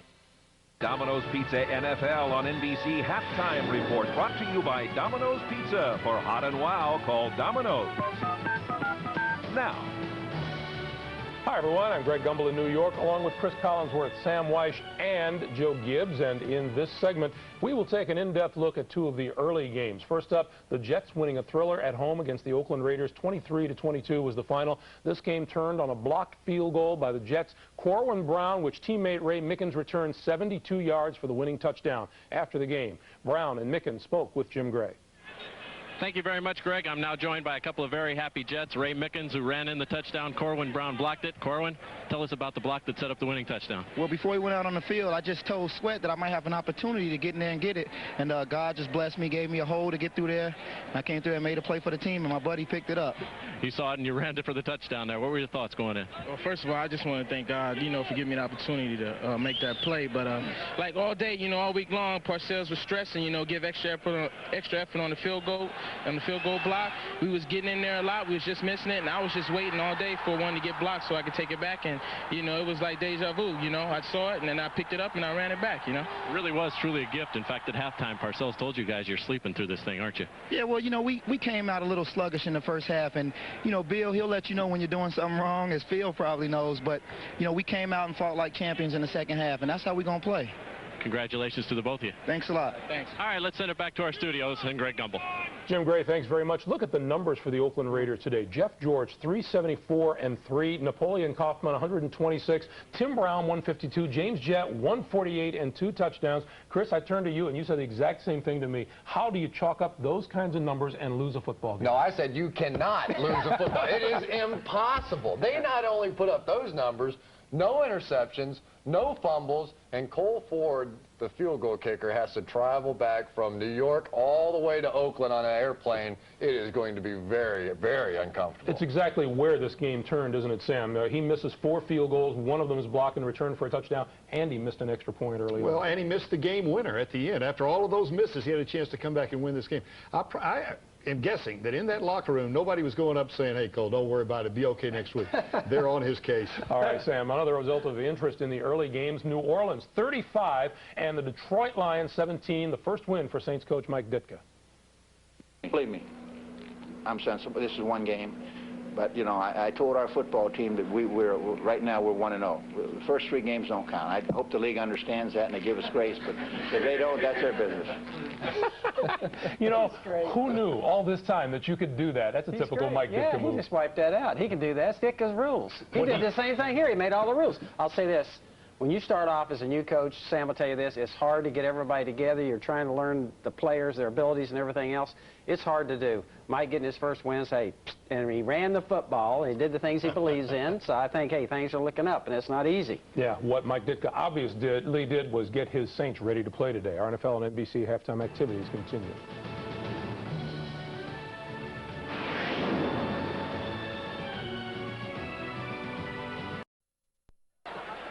Ready to start their second half in Buffalo with the Colts up 26-10. And Gardocki with a kick toward Galloway. Eric Moulds injured in the first half, so it's Galloway returning the kick. And he takes it just short of the 30-yard line. And let's take a look at our Coors Light halftime stats. And, of course, the big one will be right down there at the bottom. Turnovers. 4 of them committed by Buffalo turned into 16 points by the Indianapolis Colts. One gets the idea, though, that the Bills have weathered the worst of the storm. What would the locker room have been like at halftime? Not too much. I think Dan Henning might have came in and gave his offensive line an earful, but one thing you don't want to do is get them too ticked off in the locker room. You want them to come out, keep their composure, come out maybe on this particular play, give the ball to Thurman Thomas. Let him try to establish the running. Fake to Thomas, and Collins throws it nowhere. I guess Andre Reed was the closest to it, but that one didn't look good from the start. No, it didn't. And did the total opposite I thought they should have done, but again, we talked about them maybe being a little bit too conservative in the first half, but again, Todd Collins being knocked around. But again, going into the half with at least that field goal, I think it's going to give them a boost in the second half. Marv Levy's team getting points on their last 2 possessions to somehow get something positive in the first half. There haven't been many things positive for them. Thurman Thomas stopped in his tracks. Maybe he lost a yard. Tackle made by Quentin Coriat, who's been pretty quiet so far. Makes the stop of Thomas there. A couple guys getting slow getting up there, Tom, also. Thurman Thomas, one of them. And Corbin Lucino also. They don't have much depth at the offensive line. And, you know, we talked about getting the ball to Thurman Thomas, maybe Antoine Smith, but right there, outside linebacker, Reuben Brown missing when he's pulling around the end to try to get that hole in the middle. But Thurman's slow coming off the field. He's had a much more productive day receiving than he has rushing, as you see. 3 carries, only a yard. Antoine Smith has been the better runner.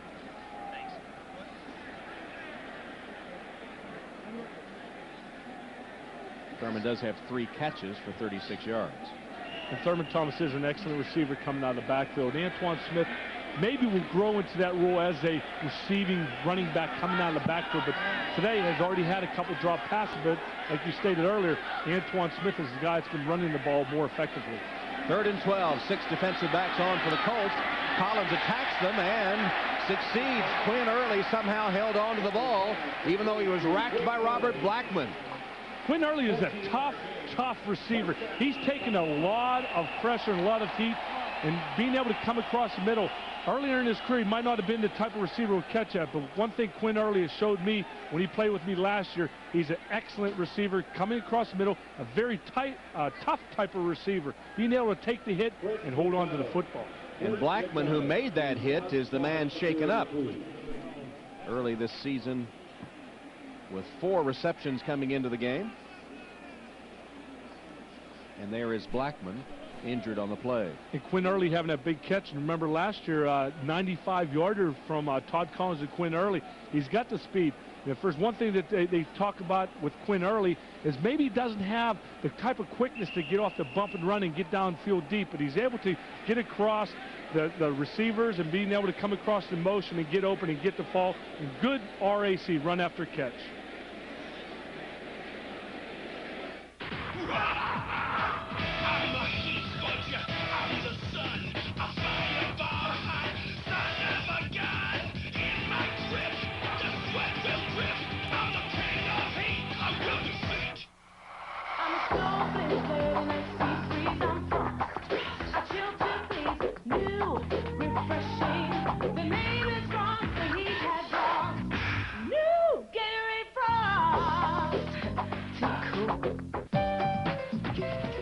Nelson reunion?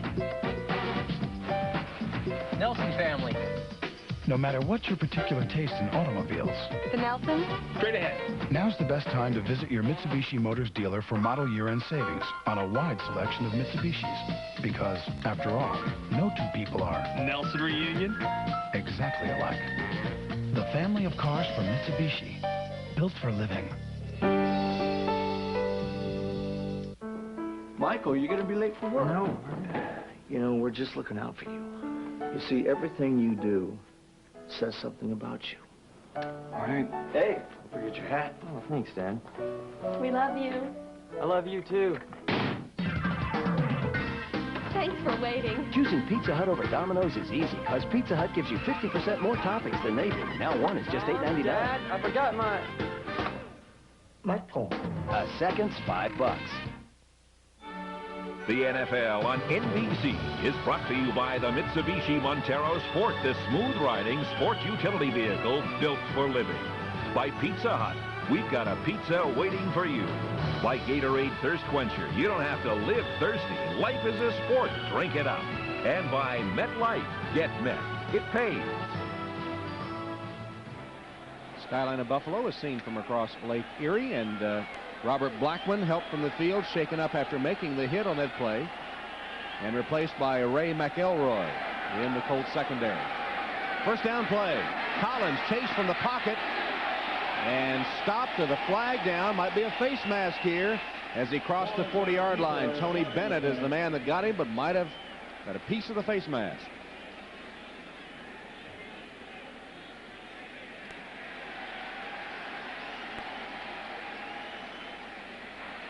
Face mask, number 56 on the defense, 5-yard only. Repeat, first down. It is Tony Bennett. Yeah, it is. And what he likes to do, he knew the success he had in the first half against John Feeney. And right here, he just rushes up. Todd Collins steps up in the pocket, but again, you can see Blackman and guys like a Tony Bennett grabbing the face mask. And you know, as a quarterback, when you're stepping up in the pocket, somebody takes a swipe at your head, please don't grab my face mask, because that is my neck. 5-yard variety on the penalty, though. Handoff to Smith, and Antoine Smith trying to pick his way forward. Stopped about a yard short of the first down by the center of the defensive line of the Colts, with help from Grant from a linebacker spot. 3-yard gain, second down, 1. It's going to be about 2nd and 1 coming up for the Buffalo Bills. Maybe give Antoine Smith a little bit more running, get him into the groove a little bit more. But again, if I was a quarterback, maybe a little play-action pass. And what the Bills have been able to do successfully in the first couple of games that I've watched is run a bootleg, a play-action pass right here. Handed off to Smith, and Antoine has the first down, still turning his way to the 40-yard line. Determined running by the rookie from Houston, Antoine Smith. Boy, he was determined. This guy was going to get yards. He knew how many yards he had to get coming up to the line of scrimmage. A little delayed draw, as you see. He slides over. Todd puts it right in the gut. And Lonnie Johnson being able to lead coming up through there, but missed tackles. And Antoine Smith is going to put his head down, and he knows he has a 225-pound body pushing up through the middle. Quentin Coryatt finally wrapping him up, but not until he had a first down at the 40 of Indianapolis. Collins going for the end zone. Too long for Quinn Early. Well, just over the fingertips, and Andre Reed run a diagonal pattern across the field, was also open, but Todd wanted to go for the home run, almost had it. Incomplete, but not by lack of effort. Quinn Early, he will go after it if he has to dive, just right over the fingertips. Had a step on McElroy, who had replaced Blackman. And Early stretched out, but just couldn't quite reach it. It's 2nd and 10.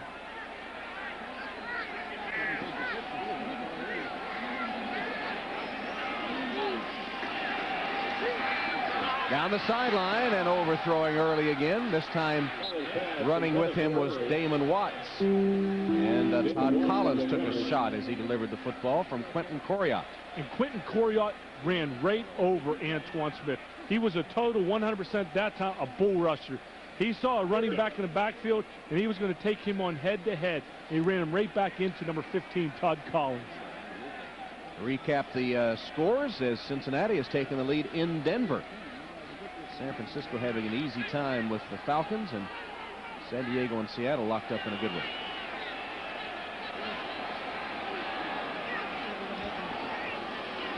On 3rd and 10, Collins given time. Ball dropped by Remersma.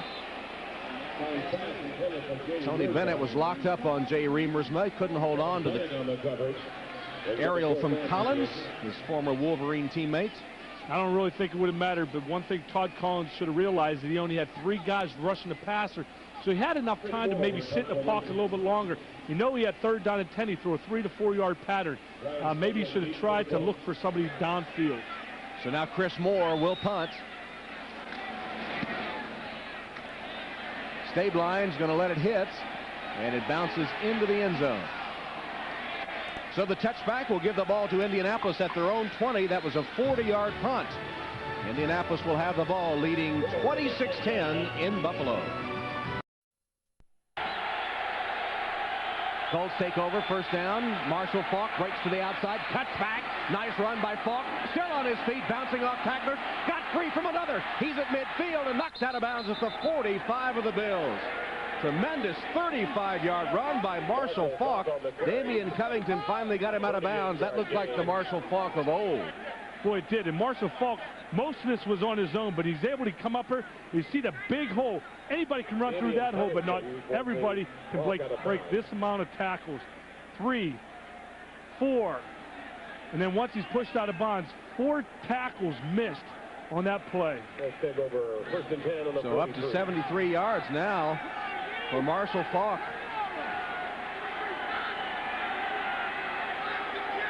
All at the 43 of the Bills. First down pass, complete. Short completion to Marshall Faulk. As Lindy Infante, true to his word, is getting the ball in Marshall's hands. Knocked out of bounds by Paulpin Spielman. And he likes him as a receiver. You just mentioned getting the ball into his hands. It doesn't matter if it's coming out of the backfield with the ball in his hands, running it, or on the outside, because he said he runs excellent routes. Reminds me of Thurman Thomas, because that's one of the positives on number 34. He might be getting older, but he can still run routes. And as you can see right there, Marshall Faulk split out wide. Quick reception. Colts trying to recapture the momentum they lost at the end of the first half. Here's Lamont Warren in the backfield now, replacing Marshall Faulk. He's the tailback in the eye. Play blown dead before it got started. Procedure against the Colts.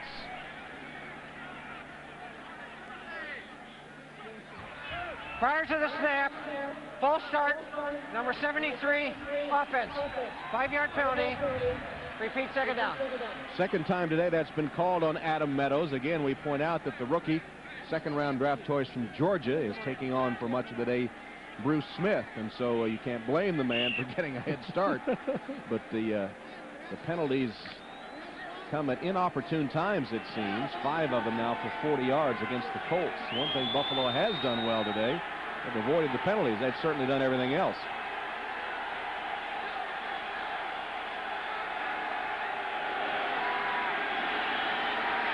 Harbaugh finds the open man, Bailey. Twisted down a yard short of the first down by Damian Covington. No. Damian Covington on the stop for Buffalo. Bruce Smith has not gotten to the quarterback yet. We've talked about him all day. It just shows what the offensive line is able to do. But right here, Jim Harbaugh staying in the pocket. Really, Bruce, I guess, just wanting to feel what Harbaugh feels like right there. Doesn't have no pressures, no sacks, and maybe just the contact might get him excited. Well, it was Doug Wydell that basically took him out of the play that time. Colts try to convert a rare third down. They're only 1 of 8. Crockett, the fullback, pounding, and it'll be close. I don't know if he made it. Washington was first to arrive on the scene for the Bills as they play tough up front. Timeout while they'll unstack them, and they may have to measure. Let's see. Get a good look at it. Again, the referee, Bill Carollo. This could be a 2-down territory right here inside the 35-yard line. Maybe 4th down, maybe go for it if they don't have here. It's going to be close. They will call out the chains. Maybe got it by an inch. Think so? Yeah. We'll check out your eyesight here. Or short by an inch. Oh, a little more than an inch. About 2.5. So it's decision time for Lindy Infante on 4th down. They've had to settle for field goals 4 times down in the red zone. Wade Phillips, the defensive coordinator of the Bills, is ready for a 4th down attempt because the ball is at the 33. It'd be about a 50-yard field goal attempt. And they want the crowd to get into it. This is a good time for the Buffalo Bills fans to step up and give the defense a little help here, because at times this is where the offense can jump off sides, maybe not come off the ball as quite as hard as they'd like to. Zach Crockett, the lone setback. 3rd down, a couple of inches. It's Crockett. I think they stopped him. Ted Washington again in the middle of the defense. Bruce Smith was there too, so was Phil Hansen. Colts didn't fool anybody, and it'll be the mark of the football now. The Bills are saying he didn't make it. The Colts are saying he did. Yeah, the Colts defensive players are coming on the field. They didn't even have to bring out the chains that time. They stuffed Zach Crockett, and the Buffalo defense gives their team a lead, or a lift anyway, by holding on 4th down. We'll see if that carries over to the offense as the defense provides a lift with a 4th down hold. Well, they've been very successful running the ball outside, but if you're going to run it up the middle, you have to go against a guy like Ted Washington and Bryce Pop coming on the outside. They haven't been successful running straight up the middle, and maybe a call that they should have probably went a little wider. Pop wasn't involved in the play, but he took Ken Dilger trying to block him about 6 yards in reverse. Screen play, Thurman Thomas. Good penetration by the Indianapolis defense that time as Al Fontenot got in the middle of the blockers in front of Thomas and brought him down. Nothing doing on that play. We had 3 blockers out front. You had Corbin Messina, you had Reuben Brown, and Jerry Ostrowski. Only one guy made a block. 2 of the linebackers did an excellent job being able to come up underneath the block and get to Thurman Thomas.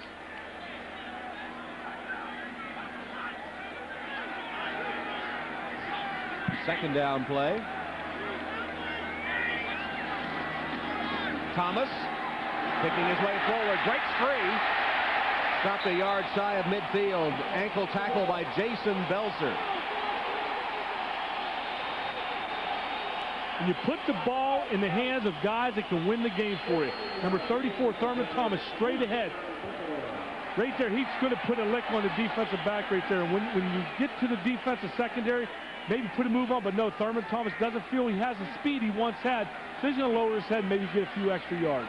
First down, Buffalo, 48-yard line. First down pass, Todd Collins dumps it off to Johnson. There's a flag down, though. Collins pass complete to Ronald Johnson. Flag on the play. Stephen Grant making the stop. And it is procedure against the Bills, only their second penalty of the game. Ball start prior to the snap. 83 offense. 5-yard penalty. Repeat, first down. Andre Reed. It's not a good time to start having penalties, that's for sure, especially when the offensive has been sputtering. They did come on a little bit at the second half, but one thing they can't afford right now is stupid penalties.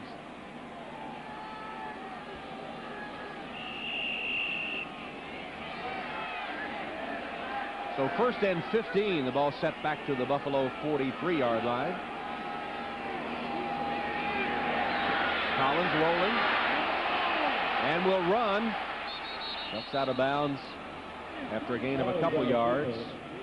Tony McCoy chasing him. I knew they had this in their game plan, but I figured maybe in the first half when they were getting all that pressure that they would start sprinting Todd Collins out. They had to wait till the third quarter to get him outside the pocket, away from some of that heat. Todd Collins from Walpole, Massachusetts, New England Player of the Year, Prep All-American. Grew up about 2 miles from the Patriot Stadium, and in the wintertime they used to go over and throw snowballs. It was called Sullivan Stadium then in Foxborough.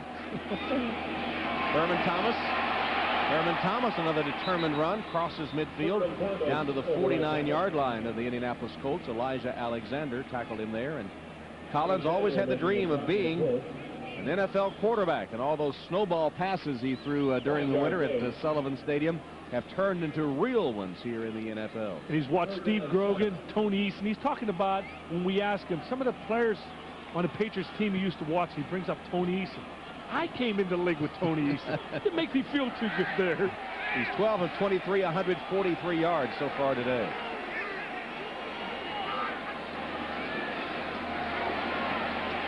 Andre Reed to the 40, first down Buffalo. McElroy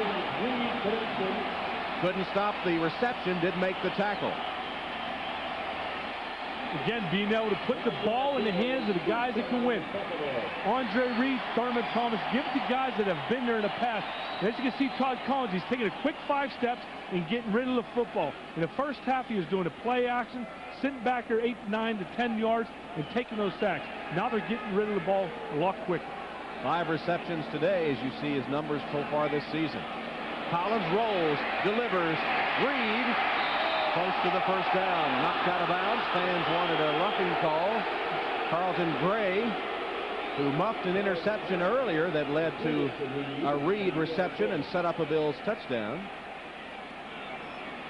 knocked him out of bounds. That's one good thing that Andre Reed does, a little stutter step and make the guy think he's going long and breaks to the sidelines. Yes, this was a rough play, but it wasn't a roughing.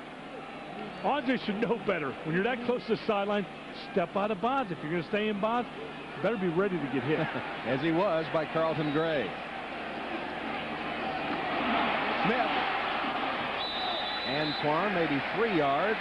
Looked like it might do better, and then Grant and the other members of the Indianapolis pursuit caught up to Antoine Smith. 4-yard gain. First down, Buffalo. It is enough for a Buffalo first down as they continue this drive. You see the other scores. Denver's recaptured the lead on the Bengals. Andre Reed now takes a breather, and Mitchell Galloway replaces him. As we mentioned earlier, Galloway just activated yesterday.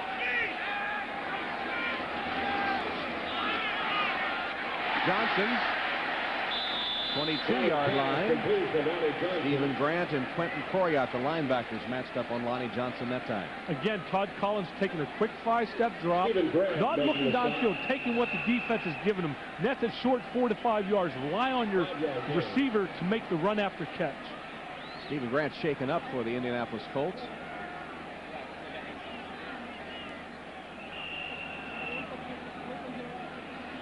And while they tend to Grant, we'll take a break. 4:40 left in the third, the NFL on NBC. Mitsubishi Motors presents a page from the playbook. Trailing 14-0, the Dolphins look to get back in the game. Red right 90, all curl, third down. Stay tuned to see how Miami attacked. Nelson reunion? Nelson family. No matter what your particular taste in automobiles, The Nelson? Straight ahead. now's the best time to visit your Mitsubishi Motors dealer for model year-end savings on a wide selection of Mitsubishis. Because, after all, no two people are Nelson reunion? exactly alike. The family of cars from Mitsubishi, built for living. Red right 90, all curls, set 2 wideouts left, putting the halfback in one-on-one coverage against a slower linebacker. The Dolphins exploited this mismatch with a 74-yard touchdown strike. This is the center of the universe for vintage guitars. I'd like to be able to buy and sell vintage guitars over the web. If everyone on the internet bought just one guitar, I could retire.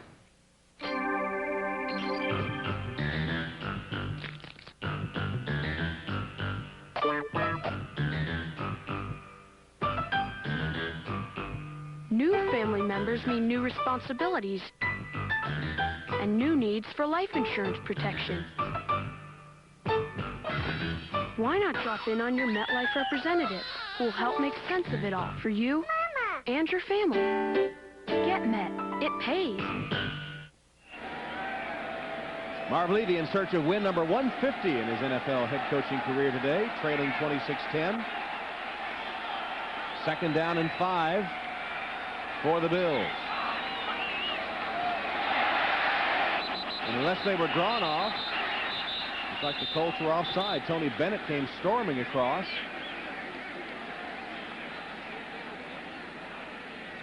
And let's see what the call is. Offside Colts. Look who's making the mistakes now. The Colts are hurting themselves, and I'm sure Todd... Encroachment, defense. 56. 5-yard penalty. First down. Oh, he's got the first down, but I'm sure to get back to where it was, Todd Collins, I'm sure, told his offensive line about 8 times the snap count is on the 3rd high. First down, Bills. 9th play of the drive coming up as the momentum has shifted to the Bills, but did they dig themselves too large of a hole? We will find out. 4:18 and counting, 3rd quarter. Play action fake. Collins with time. End zone. Nobody home. Carlton Gray was the closest to that pass. And he plays in the white shirts. When you run a play action pass, you know you get that extra blocker in here. And Andre Reed is running a diagonal pattern across there. I think Todd Collins just missed him. He knew that Andre was coming over there, but he didn't feel that he had the time to throw the football. Instead, he elects to throw it over the head of Quinn Irwin. Second down. Draw play, Smith. Racked up at the 15-yard line. Minimal gain on the play. As Bernard Whittingham and Stephen Grant, who's back in the game, combined on the hits. Inside 4 minutes left third quarter. It's going to be third down, about 7 for the Bills. The only negative to throwing the ball on first down, if you come back and it's incomplete on second down, you have to find a way to at least get 6, 7, 8 yards and keep yourselves out of that third down and long situation. Nickel defense, the Bills a little short of wide receivers, so Remersma, a tight end, is in the slot, bottom of the screen. Draw play, Smith, there's a flag down. Smith with a touchdown. Penalty marker.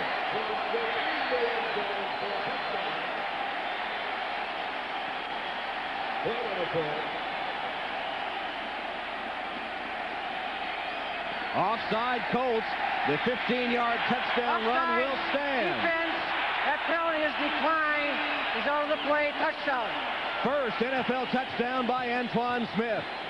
I was just going to say, Tom, I wonder if the Buffalo Bills are going to go for 2 points, and they do elect to do that. Todd Collins and Thurman Thomas in the huddle. Antoine Smith carrying tacklers with him. First NFL touchdown, and the Bills are alive and well. We didn't think they had a heartbeat there for the first quarter plus. Yeah, you're right, but don't count the Buffalo Bills out ever. They're down 10. They're going to go for 2.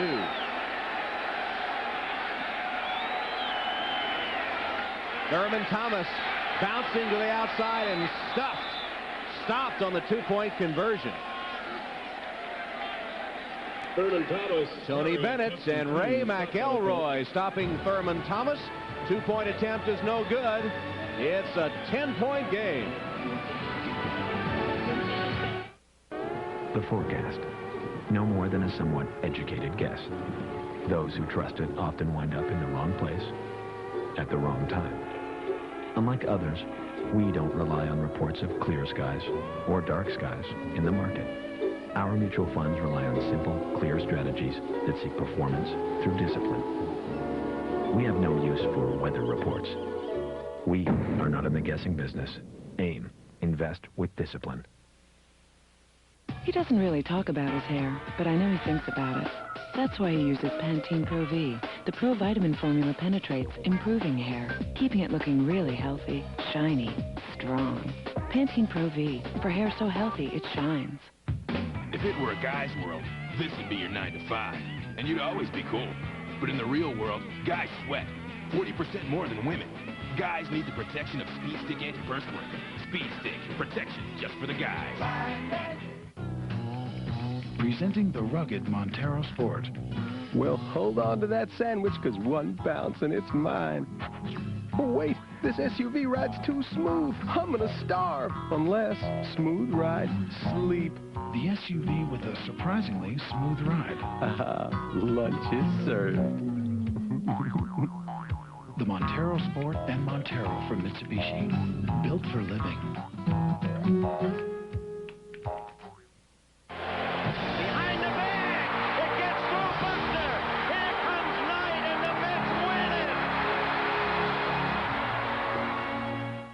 Love, Couples, Mickelson, and Tiger Woods headline the U.S. team as they attempt to reclaim the Ryder Cup next weekend on NBC. Well, we told you the Kelly brothers, 5 of them were in town this weekend. Easy there, Tom. Here's the kick. This is Aaron Bailey. Flag down as Bailey is tripped up by Mark Pike short of the 30-yard line. And on the other side, it said, hello, cuz. Oh. And hello, brother Tom. Penalty against the Colts as they start to unravel. Holding on the return team, number 40, 10-yard penalty, first out. Ray McElroy, number 40, is guilty of the penalty. Again, the mistake starting to mount up for the Indianapolis Colts here late in the third quarter.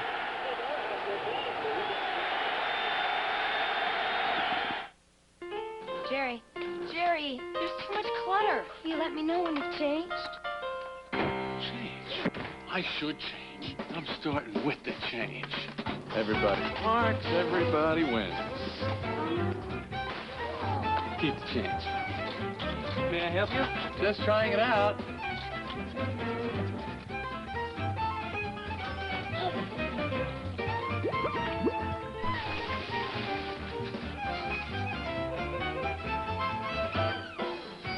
Perfect. Dear Christy, I've changed. One stamp, please. I know I got it. So you don't want a book of stamps? Clutter. One stamp. Even at the post office, you can do more with the American Express card. My lucky card. Oh, a rainbow. The fountain, it worked! Christy! Run! More change, Jerry? Yeah, pretty much. Owen Moore works at the Liberty Mutual Research Center. Hey, Randy, use an underarm motion. Thanks, Doc. Owen studies how you can do your job better and safer. Reaching out. Ensuring workplace safety. That's the freedom of liberty. Liberty Mutual. The aluminum in your car radiator is as thin as this sheet, and it's the only thing between you and a breakdown. But Prestone Antifreeze bonds with aluminum, forming a zone of protection against corrosion and temperature extremes. Protect your car in the Prestone zone. Tonight at 8:30, 7:30 Central. Come with me if you want to live. The future of mankind is in the hands of a machine. We don't have much time. Arnold Schwarzenegger. Get down. Terminator 2, NBC tonight at a special time. Some violent scenes. Parental discretion advised. Hasta la vista, baby. Welcome back to Buffalo, where the Bills have scored 16 straight points. I don't know what happened to that Elvis impersonator, but it's appropriate we should see him since we visited Graceland East yesterday, the Jim Kelly house. A few items on my walls from Eddie Van Halen and a lot of other players. Like a Hall of Fame in there. Bill showing blitz. Marshall Faulk. Not only a couple of yards, Chris Spielman knocked him down hard. Technique tackle right there. Chris Spielman putting his nose right into the middle of Marshall Faulk's chest, and this is something that gets him excited. This is something that Chris Spielman loves to do. They take a chance blitzing up in the middle, but that puts a lot of pressure on one linebacker to make the play. And, of course, you want anybody on your side, it's number 54, Chris Spielman. Bills leading tackler. 2nd and 8.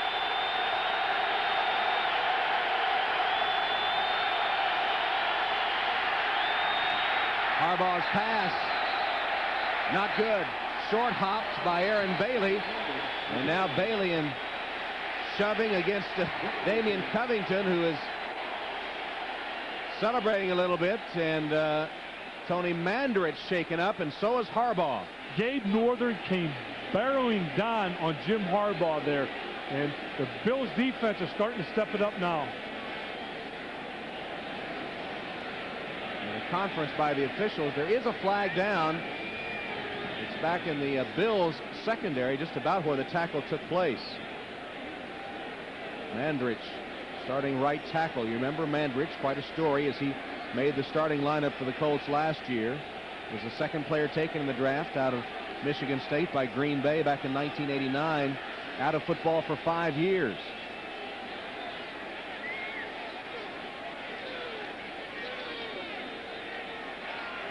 Unsportsmanlike conduct, number 80, offense.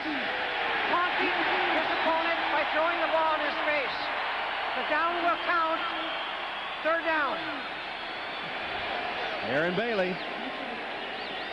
Again, making those mental mistakes. The Indianapolis Colts want the Buffalo Bills to get back into this game. And you can't do that. I mean, yes, Bailey feels the frustration that a lot of the other Colts are feeling right now with the Bills coming back at home. But be a professional. Go in there and play the game of football the way it's supposed to be played. And Paul Justin is coming onto the field. Jim Harbaugh shaken up. And Paul Justin on to relieve him. Justin has hit 8 of 13 passes, 100 yards this season. No touchdowns, no interceptions. Against Miami, he was 8 of 13, as you see. 4 wide receivers for the Colts. 5 defensive backs for the Bills. It's 3rd down, 18. Justin slings it incomplete. Stabline closest to it. Bruce Smith was bearing down on Justin. He sure was. Bruce is fast. Probably runs a 40 in about 4.6, 4.65. But Justin knew he had to get outside the pocket if he was going to make a play. Colts have converted only 1 of 10 third downs in this game. And again, the question is, did the Bills dig themselves too big a hole to come back? They have had the best of it the last quarter plus. Gardocki punts from his own end zone. Mitchell Galloway awaits it. Fields it at the 47. Galloway looks for a seam, finds one for a moment, caught from behind at the 37, and now it's the Bills that have great field position. 42-yard punt, but Galloway returns it 17 yards before he's caught by Quentin Coriat. It almost seems like you look at Galloway on some of the kick returns and again and punt returns. I think you forgot about what happened on the opening kickoff. Galloway, first punt of the game, first punt, opened the floodgates to 4 turnovers by the Bills in the first half, leading to 16 Indianapolis points. The Colts able to take advantage of the good field position and the turnovers for 26 points, but it's been all Buffalo since then. Field position a little different now. It's in the Bills' favor, starting on inside their own 40-yard line. Remersma. Collins finds him at Remersma at the 30. Dropped by Grant. Gain of 7. Alexander was there too. One thing Todd's doing an excellent job of now, when his primary receivers aren't open, he's being able to find the tight end and dump the ball off him. So he's not taking that 6-7 yard sack. He's being able to pick up at least 7 yards on first down.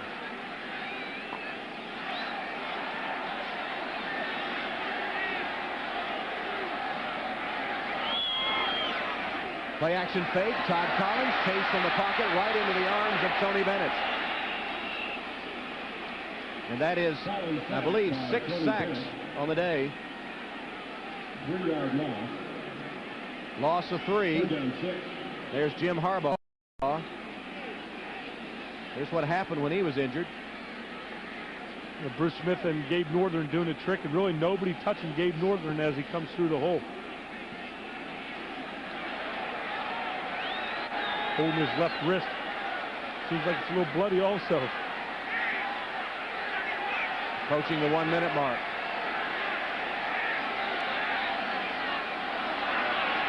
Collins hit as he let it go. Pass just over the outstretched fingertips of Andre Reed. He was defended by Monty Montgomery. Officially 4 sacks today by that Colts defense, although they were all over Todd Collins, you remember, early. I think they're deciding that why not take a chance on 4th down and about 5 or 6 yards. When you do practice some of these plays during the course of a week in practice, knowing that you have to have 5 or 6 yards, they're going for it on 4th down. 4th down and 6.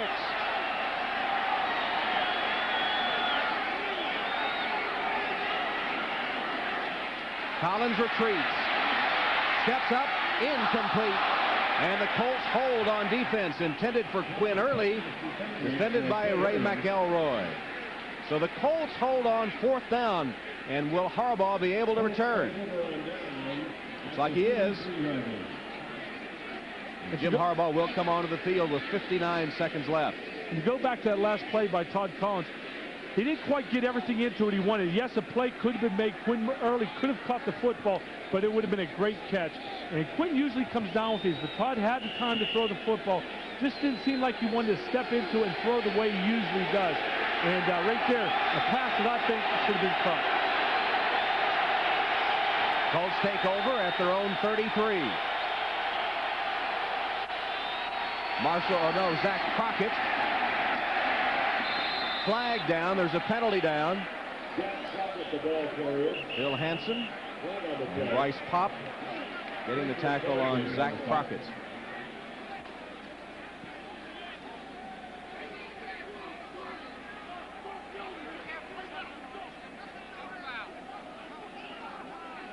There's no foul on the play.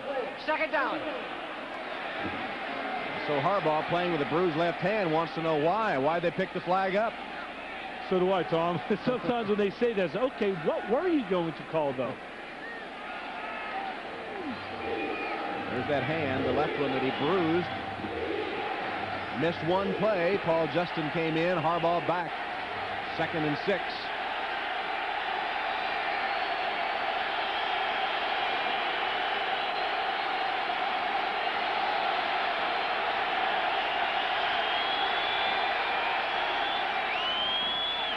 This is Marshall Faulk. Can't get the corner. Stopped for a loss of a half yard by Gabe Northern and Phil Hansen.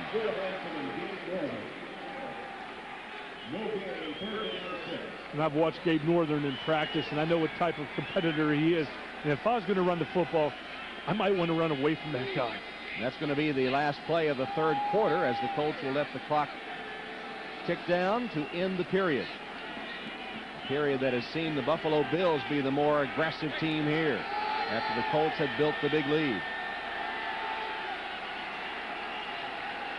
And that's the end of the 3rd quarter with Indianapolis leading Buffalo 26-16. We'll be back after these messages from your local station. You're watching the NFL on NBC. Dateline Sunday. Pamela Anderson leaves. She says a movie script went too far, and she wound up in court. A star's fight for control. A Dateline Court TV exclusive tonight. Okay, class, rules of driving. Norman. Observe the speed limit, stay 2 car lengths behind, and always pass on the left. Wrong answer. There are driving schools, and there are driving schools. At the Russell Racing School in Sonoma, California, you only fail if you get passed. But don't forget your Visa card, because you won't move an inch using American Express. Visa, it's everywhere you want to be. Want to get more from DSS? Get Satellite Direct, the #1 guide to DSS. Every month you'll get complete, easy-to-use color-coded listings for DirecTV and USSB to find your favorite sports, movies, and pay-per-view programs fast. Get answers to your DSS questions and stay in tune with informative features and daily and monthly best bets. Enjoy all that DSS has to offer. Subscribe now and receive 6 months for only $19.95 and get the secrets of DSS free. Call 800-604-3000. Satellite Direct, more than just a guide. Hey, Coach, you ready to play today? I-24. I-24. Oh, 73. Oh, 73. This is it. This is it. I-16. I-16. Bingo! Bingo! I won! I got bingo!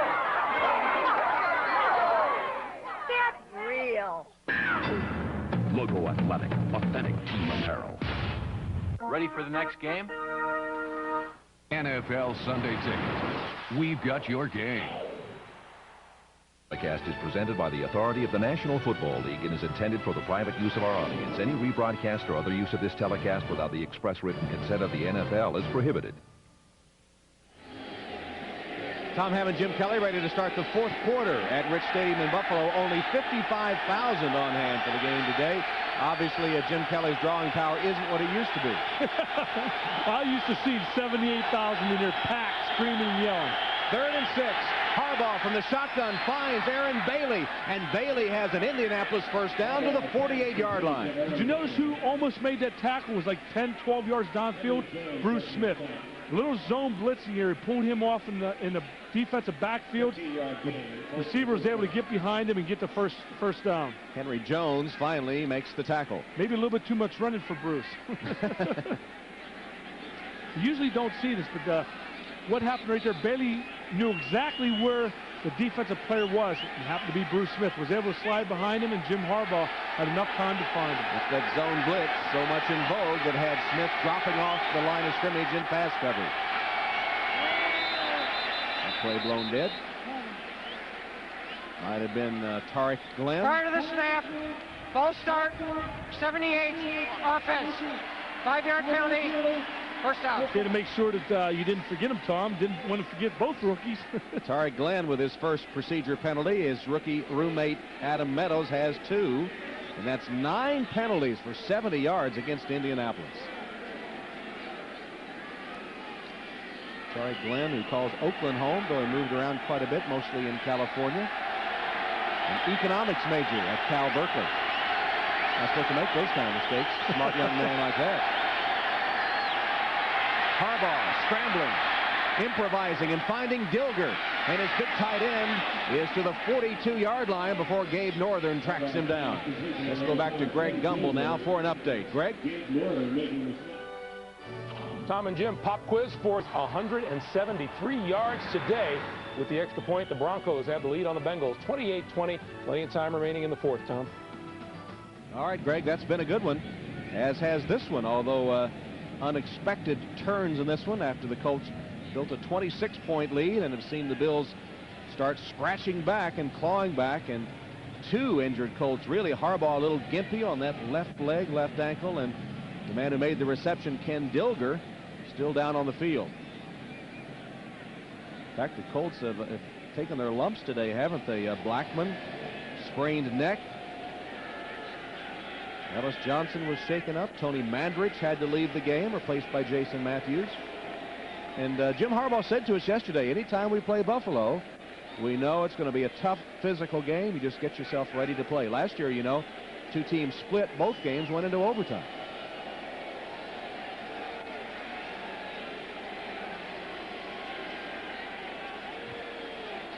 You see on that last play, it's Bruce Smith in the blue jersey bearing down and colliding with Harbaugh, who then falls over him, banging his knee.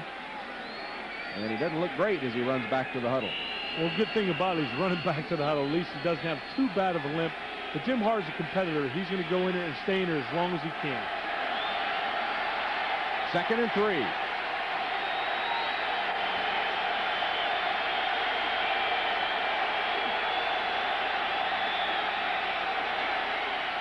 Marshall Faulk, nice cutback by Faulk, close to the sticks. Bruce Smith wrapped him up. As Faulk started to the outside, made the cutback.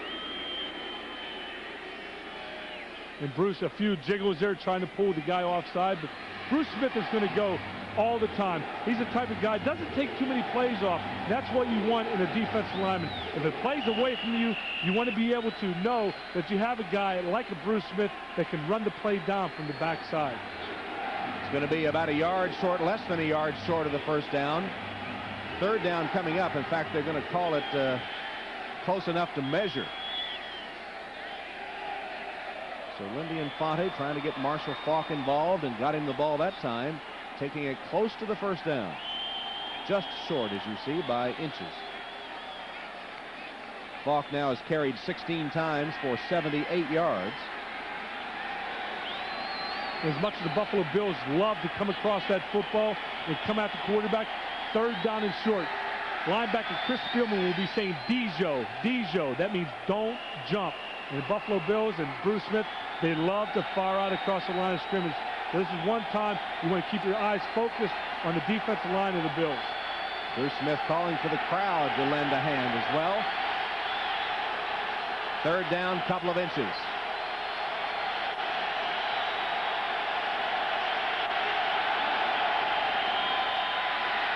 Marshall Faulk, first down as he hurdles tacklers. There's a penalty marker on the play. Covington finally making the hit on Marshall Faulk, and he's a little gimpy getting up. But a hold against the Colts will nullify the first down run.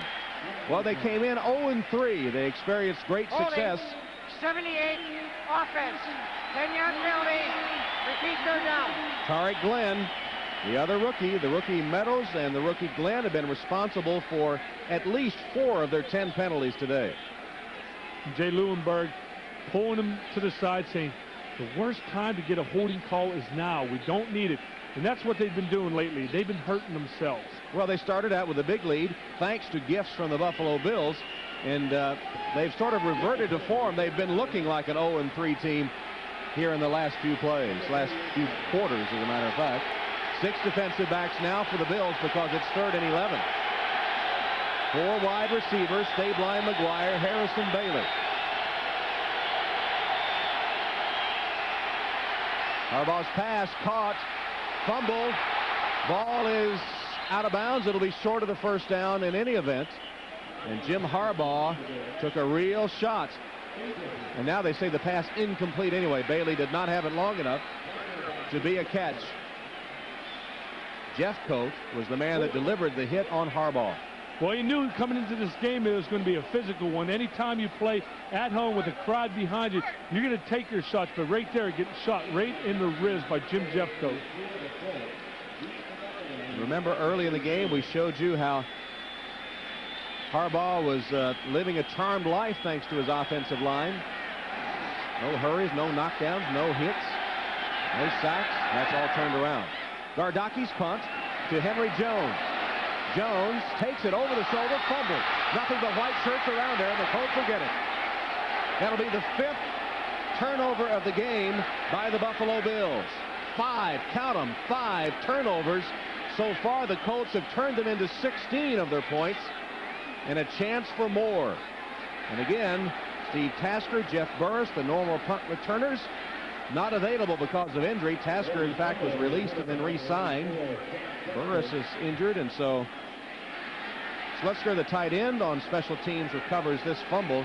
The inexperienced returners, Henry Jones muffing that one, and then take your pick. Nothing but white shirts there. Pollard got a piece of it. It seemed like Henry Jones wasn't comfortable back there. Yeah. Just being able to look at it, he didn't judge that well. And misjudged it, didn't he? Because he had to catch it over his shoulder. Of course, and if that happens, just let it go. Take your chances that the ball's going to go outside the end zone. He was actually too deep to field it in the first place. He was inside his own 10. So double mistakes by Jones, giving the Colts a first down and goal from the 8. Crockett to the 6. Ted Washington draped around him. Lately, the Buffalo Bills have been very, very strong in this area. If the Colts want to pull this one out, if the Colts want to pull away with a larger margin, they can't settle for just 3 points. They got to put this one in the end zone. Of course, the Colts have not been able to score since building that 26-0 lead. And again, Ted Turner has nothing on the Bills today, does he? They've been very generous. Well, they have.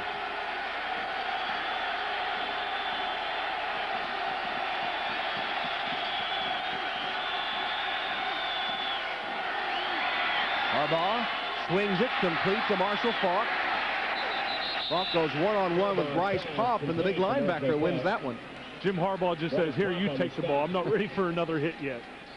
Now they'll have to convert a third down or settle for another field goal attempt. And they've been woefully inept on third down conversions throughout the game. They converted only 2. They'll face 6 Buffalo defensive backs. And they'll do it with 4 wides. 2 to either side of the field. Only 2 of 12 on third down. It's 3rd and goal from the 8.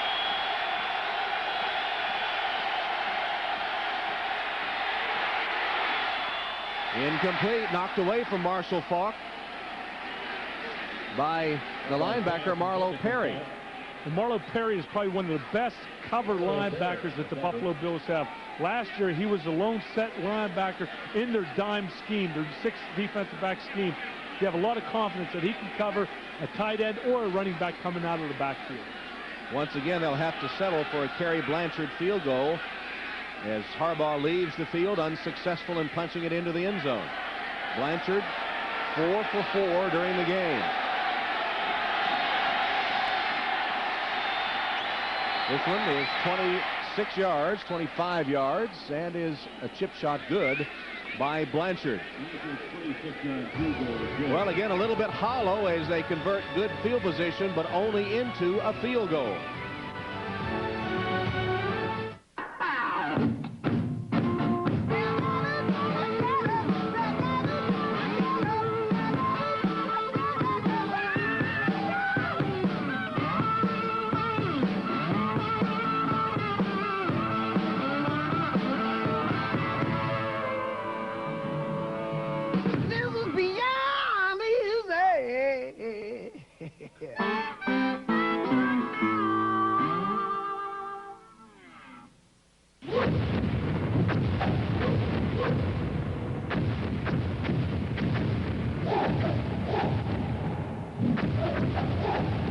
Another Nokia discovery.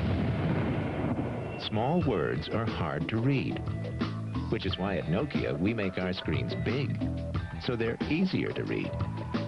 Inspired technology with a human touch. Nokia, connecting people. Well, folks, Doug is the man. Doug took this place global. Doug made commitments around the world. Doug convinced me to risk it all. And it was Doug who shipped everything with some company I'd never heard of. Screwed the whole thing up. And that's why Doug is locked up in the closet. Hello? You okay in there, buddy? Next time, make it FedEx, the most reliable express company there is. Can I come out now? No, Doug. I'm not finished singing your praises. The NFL on NBC is brought to you by Texaco, a world of energy. By Enterprise Rent-A-Car. Call 1-800-RENT-A-CAR. Pick Enterprise. We'll pick you up. By UPS, the official package delivery company of the NFL. And by Nokia wireless phones. Inspired technology with a human touch. From Niagara Falls to Gardaki's kickoff. Taken by Galloway. Galloway breaks to the outside. Tracked down at about the 31-yard line where the Bills will take over. Lamont Warren made the special teams tackle after a 25-yard return. A 24-yard return. And today, Blanchard with 5 field goals has tied a Colt record. It's 29-16.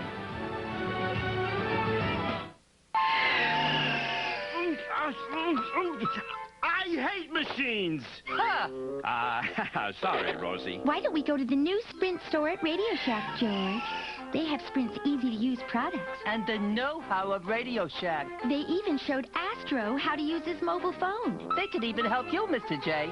Astro has a mobile phone? Hello, Rhonda. The new Sprint store at Radio Shack. You've got questions, we've got answers. Rocks. Some people skip them, stack them, or just plain ignore them. But then there's these Texaco people. They love the darn things. Obsess over them. Go to the ends of the earth to find them. They study them. They scale them. Even taste them. Why? You find the right rocks. You find the energy the world needs to keep on running. Texaco, a world of energy.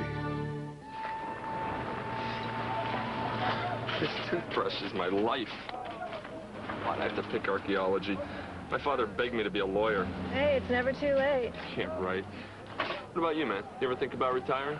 Peter, my friend, I am retired. For people with their own idea of retirement, I was a lawyer. Now there's Aetna Retirement Services. We not only give you the tools to build assets, but manage them as well. Build for retirement, manage for life. NBC Thursday, the #1 drama. Ready, camera 3. Goes live. Stand by. Here we go. Online. One night. Ready, camera 2. Unfolding before your eyes. And 3. Anything can happen. 2. 1. Anything. Oh, my God! ER season premiere, live, NBC Thursday. Welcome back to Buffalo for our Miller Time game summary. 29-16, Blanchard with the 5 field goals. Ties a Colt record held by 3 others, the latest being Dean Biasucci in '88. And the bottom line is the bottom line. 5 turnovers leading to 19 Indianapolis points. Wow, and that's how you lose football games. Turn the football over like that. Right now, the Buffalo Bills are standing at a -11 in the turnover ratio. And one thing Marv Levy talks about every single week is being able to take the football away. One thing the Bills defense hasn't been able to do is get those fumbles, get those interceptions. And today, they've dug themselves a deep hole now. That fumble by Henry Jones now means the Buffalo Bills have to score 2 touchdowns. Before, it was just a touchdown in the field goal. Those 5 turnovers have led to 19 points by the Colts. A little frustrating that they haven't been able to get more touchdowns, I'm sure. Collins hit as he got rid of it. Thurman Thomas makes the catch and is knocked out of bounds. And Collins was racked by Al Fontenot, or was it, not sure who it was, that hit him hard as he delivered the football. He bounced right back up, but boy, that takes a toll. Boy, it does. But one thing that Todd Collins is noted for, just watching him in the preseason games the last couple years, is his toughness in the pocket. That was a little helmet-to-helmet contact, but Todd Collins is a tough competitor. He got back up, and he's going to stay in there unless they have to pull him off the field. That's who hit him, Elijah Alexander. Again, pressure. He just got rid of it. They're trying to set up a screen, and Ellis Johnson was in Todd Collins' face, trying to get Thurman Thomas with a screen. And usually you let the penetration happen to set up the screen, and Johnson was there so fast he couldn't even get rid of it on a screen. Exactly. Plus Elijah Alexander and Grant, number 59, they read the screen pass. Smart move by Todd Collins, just throwing the ball at Thurman's feet. Don't take the chance of throwing it too close where it can either be picked off or Thurman Thomas get hit as he catches the football. By the way, you can add Steve Martin to the list of walking wounded for the Colts, left the field a moment ago. Thurman Thomas is ridden down by Elijah Alexander. He'll be close to the first down. This is the spot of the football. Alexander was a one-man highlight reel on that series. And we've been talking a lot about the linebackers of the Colts getting in on a lot of the plays, not only the quick hitches to the running backs coming out of the backfield, but also in the running game being able to tackle Thurman Thomas and Antoine Smith a lot. That's Elijah Alexander III, by the way, just to give him credit, as the next Colt injured. This has been a devastating game in the injury department for the Colts. That's Stephen Grant.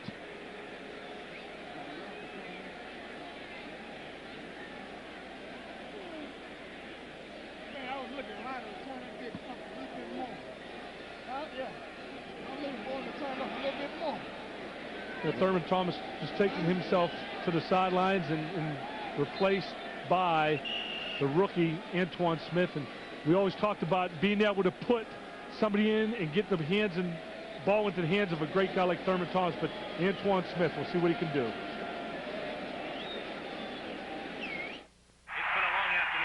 Hey, Wayne, where'd you get the slick tailgate coffee table? I made it, Tom. I welded some legs in an old tailgate. Man, we should sell these babies. We could be millionaires. Wayne and Tom do not need to play the Coca-Cola NFL Red Zone. They have no need for big screen TVs or free trips to Super Bowl 32. They invented Tailgate Coffee Table. You did not. So unless you have an idea as good as Tailgate Coffee Table, play the Coca-Cola NFL Red Zone. Mom's calling Enterprise Rent a Car because our car is sick. Enterprise will arrange to pick you up. Wow. Drive you to our place and get you on your way. Everybody loves to be picked up. Pick Enterprise. We'll pick you up. Roll on through. There's so much life to do. All light truck tires are on sale at Sears. Brands like Michelin, Goodyear, and Bridgestone. Rolling on through. Yeah, yeah. Sears Auto Center. Sale ends Saturday. Something big has happened. 1-800-COLLECT has once again revolutionized collect calling. Introducing 10 cents a minute collect calling from 1-800-COLLECT. 10 cents a minute for collect calls every evening and all weekend long. Bigger savings for everyone in America. Whoever thought collect calling could be so cheap? 10 cents a minute from 1-800-COLLECT. Who else? Next Sunday at the special time of 12:30 Eastern on the NFL on NBC, the Jaguars, the Redskins, Natron Means and unbeaten Jacksonville invade the nation's capital, or Elway's Broncos face the Falcons, or regional action. The NFL on NBC next Sunday at the special time of 12:30 Eastern. Fourth down and less than a yard. Buffalo elects to go for it. Here's the handoff to Antoine Smith. Looks like he just has it. That'll be the initial fourth down conversion of the season for Marv Levy's team. They had been 0 for 3, including once in this game. Before that, first down run by Antoine Smith. And they're going to the no-huddle offense. Todd Collins right up under center. And last play, they usually go with all the big guys, but elected to keep the wide receivers in the game. Collins dumps it off to Smith. Short gain on the play. Nice open field tackle by Sammy Burroughs, who just came in to replace Grant, who was shaken up. So Burroughs immediately makes a nice open field tackle of Antoine Smith. And they're still going with the no-huddle offense. And one thing to Antoine Smith's credit, he caught that football, maybe a little bit more confidence because he's dropped the last couple. Walk his ass. Collins across the middle. Caught by Andre Reed at the 40-yard line. Immediately knocked down by Robert Blackman, who has returned despite the sprained neck suffered earlier. And Andre Reed continues to prove that age doesn't mean anything. One of the best players ever to play that position, and definitely is a Hall of Fame candidate. And Andre Reed coming into this game wants to prove it to everyone, not only this game, but throughout the career, the rest of his games this year. Reed already has gone over 100 receptions against Indianapolis in his career. That one dropped by Antoine Smith. And here I just said, Antoine, get a little more confidence catching the football. And I know I talked to Thurman about this, and he said if there's any negative thing about Antoine Smith is his hands. And maybe he should be working on a jugs machine a little bit, and maybe number 34 should be in the football game right now. Interesting that Thurman Thomas is on the sideline. Antoine Smith has been the better runner today, although Thomas has been better of the two receiving the football. Thomas, you remember, limped off a little bit last time. Maybe he's still dinged up, although he didn't look like it on the sideline. Collins has his wide open receiver. And a catch made by Quinn Early. They should continue to go across the middle, as I don't feel that the linebackers are getting the depth that they feel they need to cover this play. Todd Collins has been very successful at completing the passes across the middle, not only to Quinn Early, but to Andre Reed also. That one was good for 13 yards, and so Collins again in the no-huddle offense. 29-16, and the clock down to 7:20. Collins got rid of it to Smith. Antoine Smith twisted down at the 10-yard line. Elijah Alexander saved the touchdown, but it's covered 13 yards. There's a penalty marker back upfield. Todd Collins hit hard after he delivered the football. In fact, he was hit as he delivered it, if you remember, just got it off to Smith. Personal foul, roughing the passer, a blow to the helmet, 15, half the distance to the goal, first down. A blow to the helmet, it's called. Quentin Coriat, 55, helmet-to-helmet contact. And I'm sure he's going to be getting a letter from the commissioner on that one. That'll draw a fine, in addition to the half the distance to the goal penalty, which sets the ball at the 5, first and goal, Buffalo.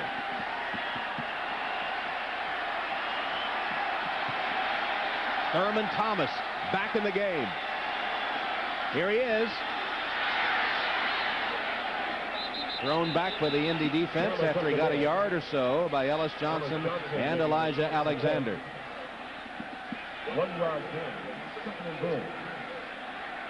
And Thurman's hurting.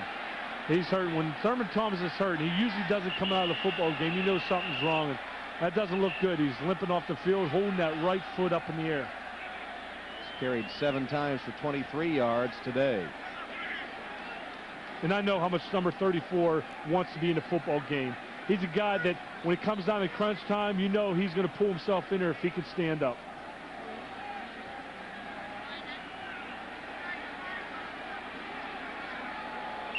Only 16% of the Bills' offense this season, after being right around 25%, 94, 5, and 6. Second and goal from the 4-yard line. Fake it to Antoine Smith. Collins, touchdown.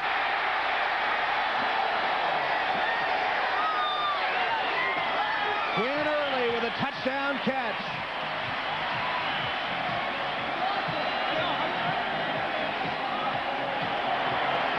All that Quinn Early does here is outruns a defensive back to the corner. And what had happened there is Andre Reed and Quinn Early crossing, and just Quinn Early outrun them to the corner. Beating Damon Watts to that corner for the reception is Collins. Led him perfectly. Point after by Christie is good. And with 6:25 left, the Bills have pulled within 6. You're watching the NFL on NBC.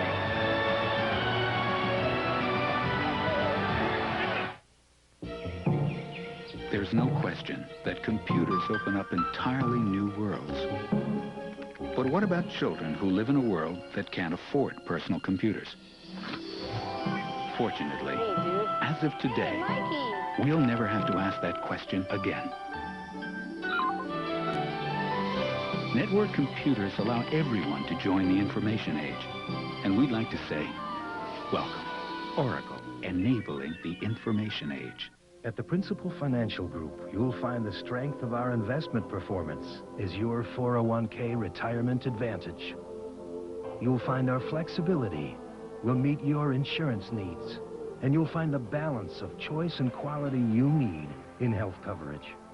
For over a century, you've trusted the Principal for strength, flexibility and balance in retirement, insurance, and financial products. At the Principal, we give you an edge.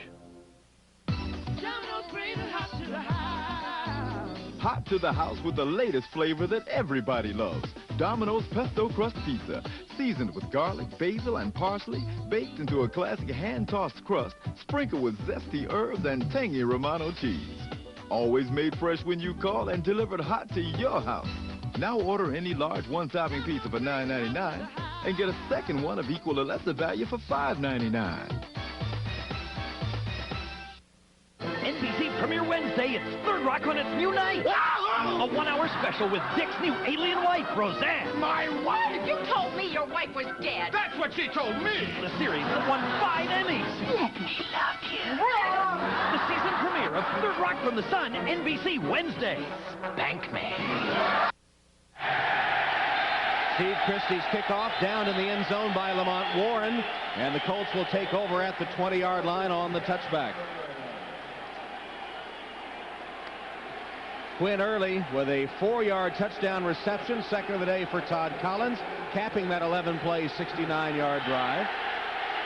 As Collins hit 6 of 8 for 59 yards on that drive, pulling the Bills within 6.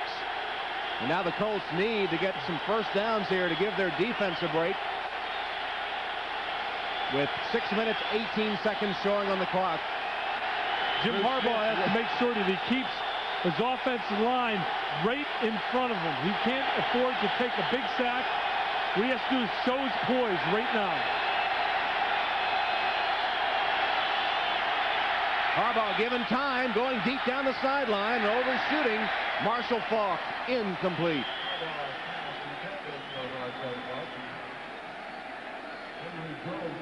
Well, I guess what you can do here is you can tell they weren't conservative. They were going downtown for it. Give them a little credit, but that ball well overthrown, out of bounds. And here's a reminder that following the game on most of these stations, it's an all-new Dateline Sunday. Then Third Rock from the Sun, followed by the NBC Sunday night movie Terminator 2 Judgment Day. Viewers on the West Coast will see these shows at their regularly scheduled time. 2nd and 10. Harbaugh knocked away. Intended for Schletzker, the tight end. And Kurt Schultz defending on the play. It'll be 3rd and 10 coming up for Indianapolis. They've been very successful in the past, last 3 quarters, by hitting a tight end going down the middle. But that time, excellent coverage.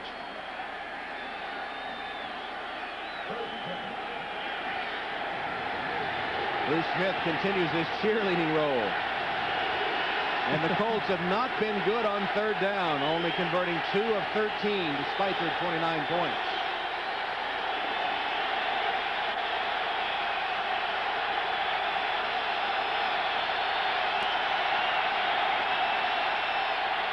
Harbaugh.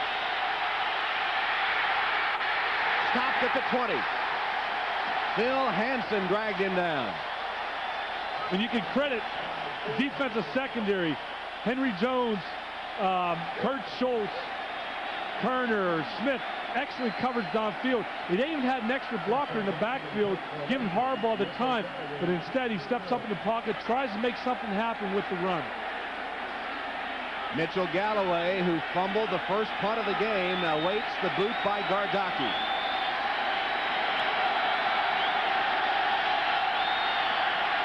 Gardocki sends it away. Fair catch called for. Galloway, whoa. And then he's hit. And then he's hit by Von der Ahe. Flags are down. Again, the Colts shoot themselves in the foot right here. Stupid penalty. You can't afford to do this, especially when it's 29-23 with a slight lead. It's like neither team wants to win this game. It's about what it's looking like.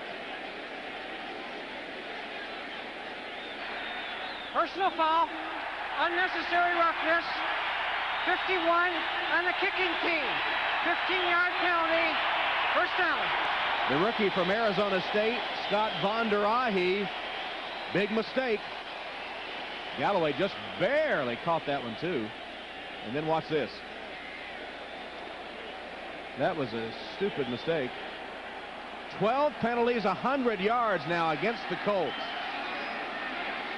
Boy, Galloway just doesn't seem like he's comfortable back there receiving those punts, and I'm sure that they can't wait to their starters are back there, Jeff Burris or Steve Tasker, which was just re-signed by the Bills. Remember that old field position game? Heavily in favor of the Colts early. Bills take over at the 44 of Indianapolis. Todd Collins trying to set up another screen to Antoine Smith. And the penetration by the Colts, especially Al Fontenot, was too quick. Antoine seemed like he had a little trouble getting out into the flat where Corey Lucci was laying down. Corey Lucci is a big guy. He's 6'8", 310 pounds. And it's hard to jump over a guy that size, but one thing Antoine might want to do, and it's something I always emphasize for the running backs on screen passes, get your head around quicker, find me.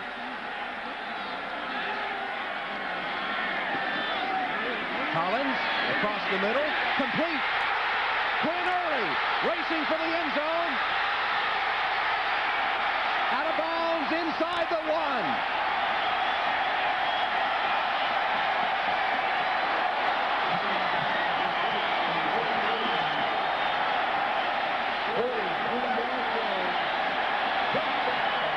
Todd Collins showed his poise in the pocket. He sees Belcher coming up. He knew he had to throw the ball right at Quinn Early, right at the numbers. Again, good run after the catch by number 88, Quinn Early. 43-yard reception by Early, who caught the touchdown pass on the last possession. And now the Bills looking for the tying touchdown. First and goal inside the 1. Waltzing into the end zone is the rookie Antoine Smith. Untouched.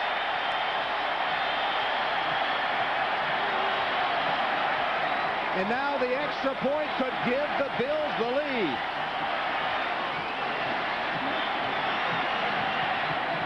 The Buffalo Bills have turned it over 5 times. They once trailed 26-0. And the extra point will put them in front if they can make it.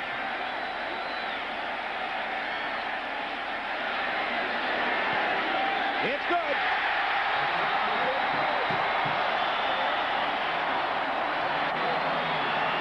It's been a near total collapse by the Colts, and the Buffalo Bills, who looked so bad early, just kept chipping away at the lead, and they are in front.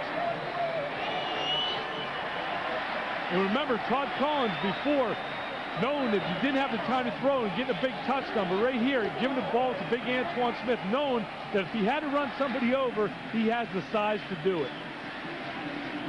Right there, Jerry Ostrowski being able to bury the nose guard, and Tim Tyndale with the lead block. And Antoine Smith with his second touchdown of the game, the first 2 of his professional career. 26-0 at one time, Indianapolis led. Buffalo, in the first quarter especially, couldn't get out of its own way. They could do nothing right. For the game, they have turned it over 5 times.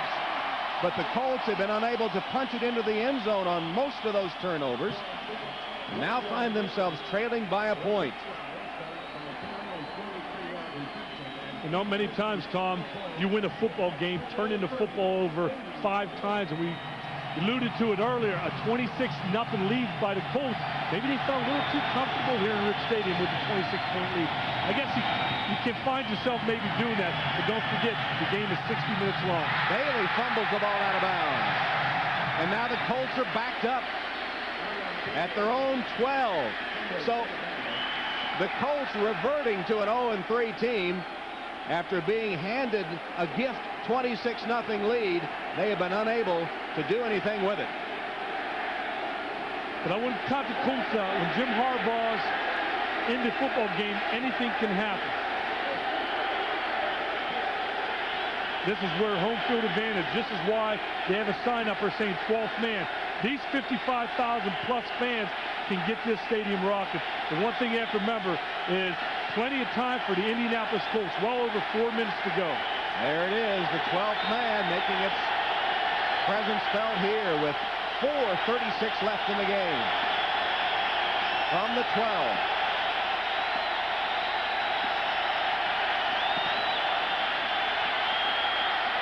Wide open Bailey. Harbaugh hits him east to the 25-yard line. First down, Indianapolis.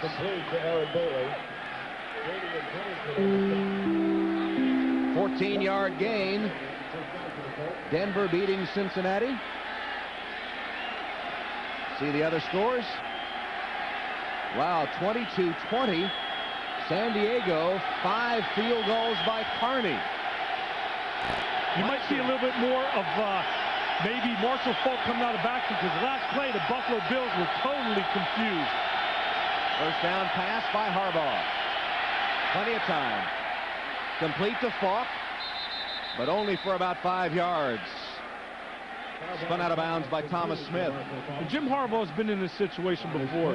I mean, he's been able to bring his team back from deficits. One thing you can tell what he's doing here, he's not taking and trying to take advantage of long passes. What he's doing is taking what the defense has given him. Take a 5, 6, 7-yard clip. And that's what earned him the nickname Captain Comeback. Well, 5 wins in 3 seasons, 9 overall. Maybe John Elway deserves the Captain Comeback thing. I don't know if Jim Harbaugh quite deserves that nickname. Well, we might give it to Todd Collins based on today's performance. Down 26-0 at one time.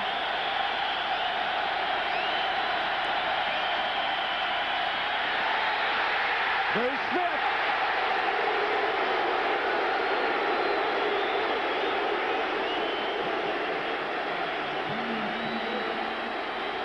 Just a matter of time. Bruce Smith has went empty all day.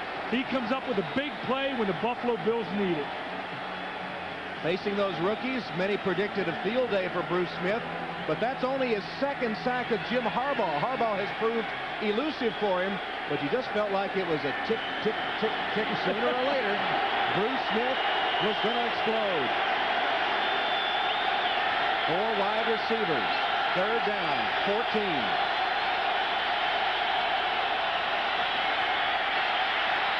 Wide open, catch made, Harrison, first down, Indianapolis, 40-yard line. Harrison found the seam. Manny Martin finally got him down, but it was Harrison found the seam, and Harbaugh laser on target. Well, it seems like every time the Buffalo Bills are 3rd down and long, they're going to go down the middle.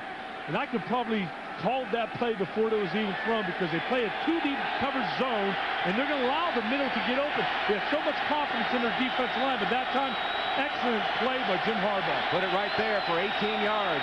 Changing the play now, repositioning Harrison into the slot, top of the screen.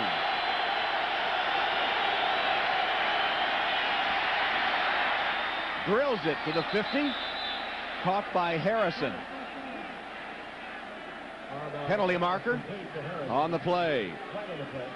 Spielman and Jones collapsing Harrison.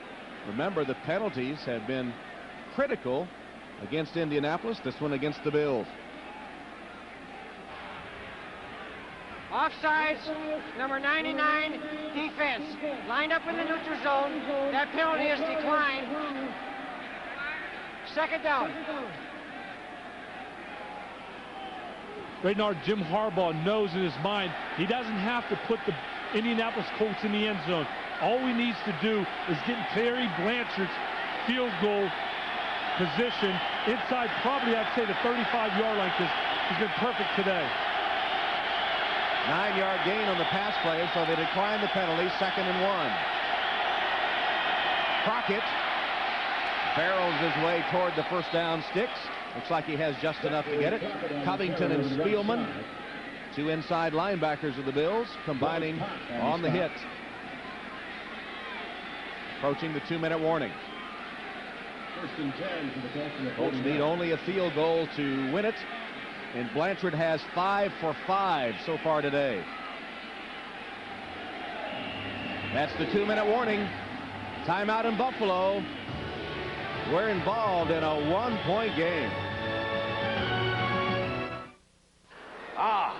Row Double Z, where the real fans sit. My people, everything's better up here. The air's cleaner, beer is colder. It's like being up in the Rockies, where Coors Light is frost brewed. It's the kind of place where a man needs a beer, and a beer needs a man. And beer is the way beer is supposed to be when beer is really beer. These people are like my family. Well, maybe very distant cousins.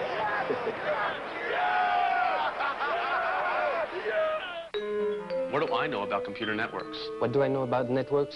What do I know about setting up my own network? Bupkis. Nada. Nothing. Jack squat.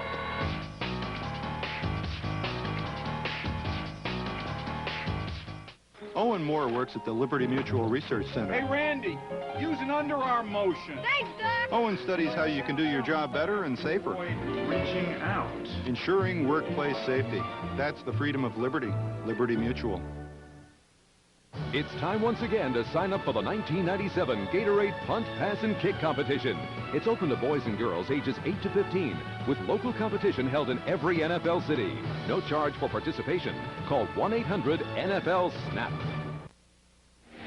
A reminder that following the game on most of these stations, an all-new Dateline Sunday, then Third Rock from the Sun, followed by the NBC Sunday night movie Terminator 2, Judgment Day. Viewers on the West Coast will see these shows at their regularly scheduled time. Tom Hammond, Jim Kelly, Buffalo, 30-29. The Buffalo Bills that once trailed by 26. And even 2 minutes remaining, Jim Harbaugh with a first down at the 48-yard line of Buffalo. Kerry Blanchard has tied a Colts record by hitting 5 field goals today.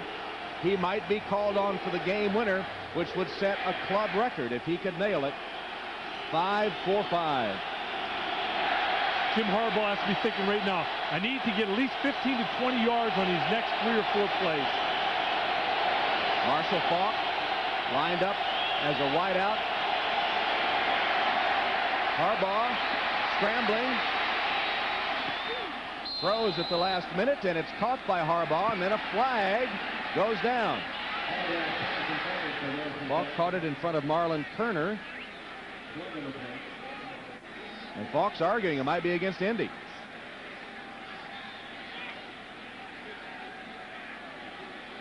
It is.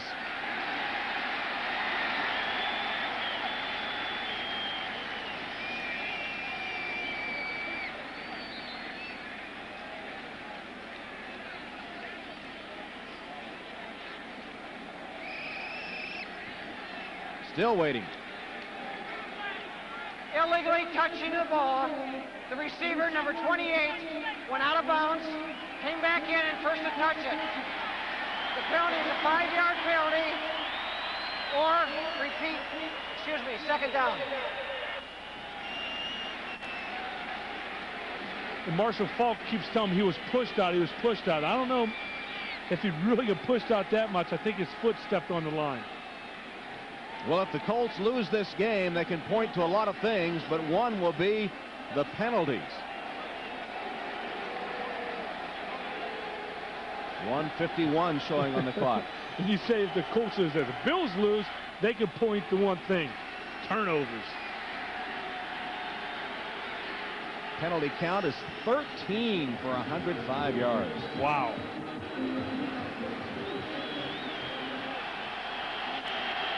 First and 15. Ball set back now at the Indy 46.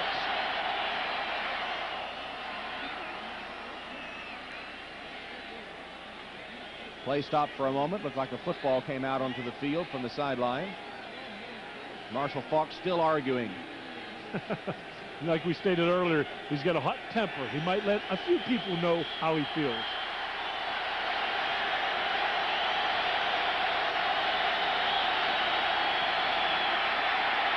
Harbaugh's pass incomplete.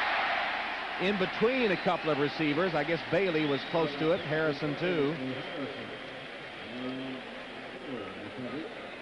Again, the Bills are relying on their front 4 guys: Hanson, Bryce Pop, Bruce Smith, and Gabe Northern to be able to rush the passer. They're not putting a lot of pressure like I thought they would today with maybe Henry Jones or Kurt Schultz with the blitz. But they have a lot of confidence in those guys. Let's see how it pans out. Second down, 15.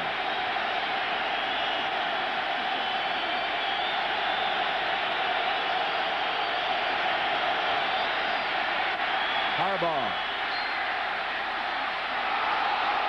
No good. Broken up. Pollard made an acrobatic attempt with Chris Spielman covering him, but he could not hold on. Boy, they took a chance. That would almost have been called interference, but Chris Spielman doesn't even look back, but the receiver goes up and makes an excellent effort. But Chris Spielman, perfect job by knocking the balls out of his hands. So now it comes down to 3rd and 15.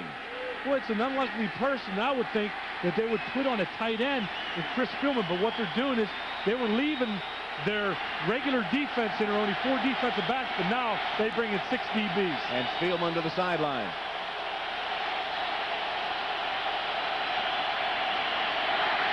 Harbaugh got a long way to go, and he won't come close.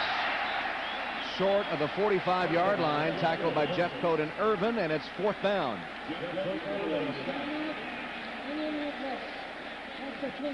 And a timeout taken by Indianapolis, their first timeout. They face a 4th down decision, coming up with a good play if they can.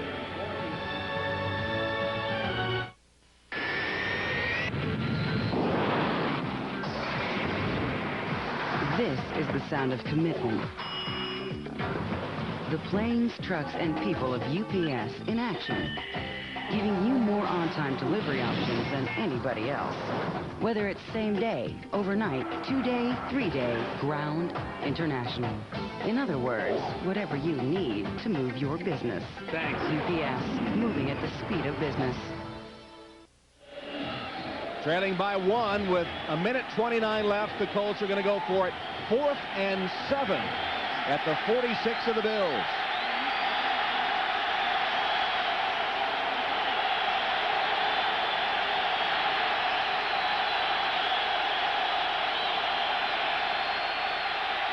Harbaugh wings it, and it's broken up, incomplete. Ken Irvin knocked it away from Aaron Bailey as Harbaugh threw into double coverage, and the Colts unable to convert the 4th down. The Bills defense holds.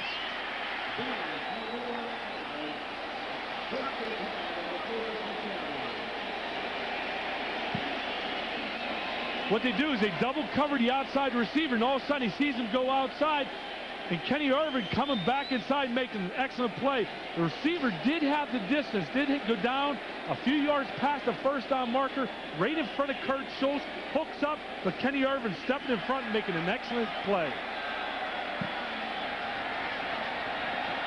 1:24 on the clock. The Colts have 2 timeouts left. Antoine Smith bursting free.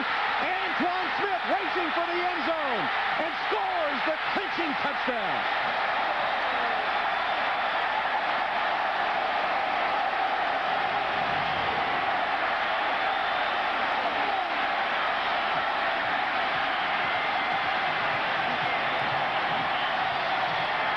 Like I said earlier, Tom, never count the Buffalo Bills out. And when you've got a guy like Thurman Thompson, Andre Reed, and Quinn Early, you never can count them out. But on the other side, a guy like Jim Harbaugh being able to pull games out, you know this is going to come down to the last few minutes of the ball game. 54 yards. Antoine Smith with his 3rd touchdown of the game. Christie's extra point is good.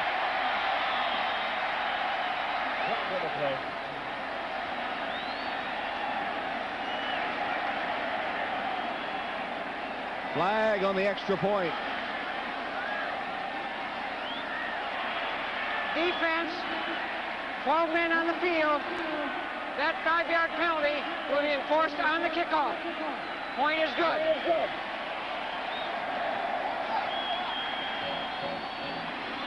You see the blocking on the left side of the screen.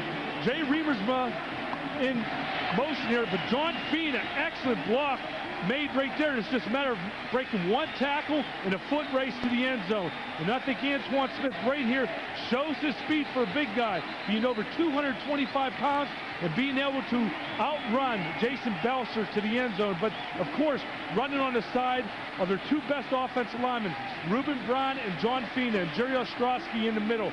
And this is something that's going to give a guy like Antoine Smith some confidence going into the middle of the season. And what a game for the rookie, one he'll always remember. 12 rushes, 129 yards, 3 receptions for 32 yards, and those big 3 touchdowns on the game. Antoine Smith, the rookie, first-round draft choice from Houston, and the 12th man played a part as well. This crowd has really been into it. Only 55,000, but they have been vocal. And Antoine Smith wasn't letting go of that football. He's keeping that third touchdown very close to him, right underneath his arm. And what about the season prospects now for the Colts? Have a week off before they face the Jets. Unable to hold a 26-point lead. Unable to take full advantage of 5 Buffalo turnovers. And we talked earlier about wanting to make sure that those field goals were converted into touchdowns, but they weren't able to do it. It came back to haunt them. Lamont Warren from the 2. Only to the 20. One thing about this, Tom, is they're only down by 8 points. So, hey, anything is possible. There's a lot of time left. Seattle's Broussard, 1-yard touchdown run, 26-22. Seattle trying to hold off San Diego, approaching the final minute. Here we have 1:08 left, and Harbaugh now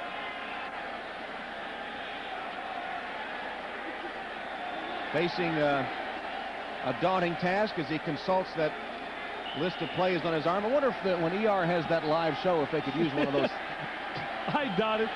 But, boy, I tell you what, this game is coming down to, and like I said, there's plenty of time. There's 1:08 to go. They really only need a touchdown and a 2-point conversion. And if anybody can do it, number 4 can.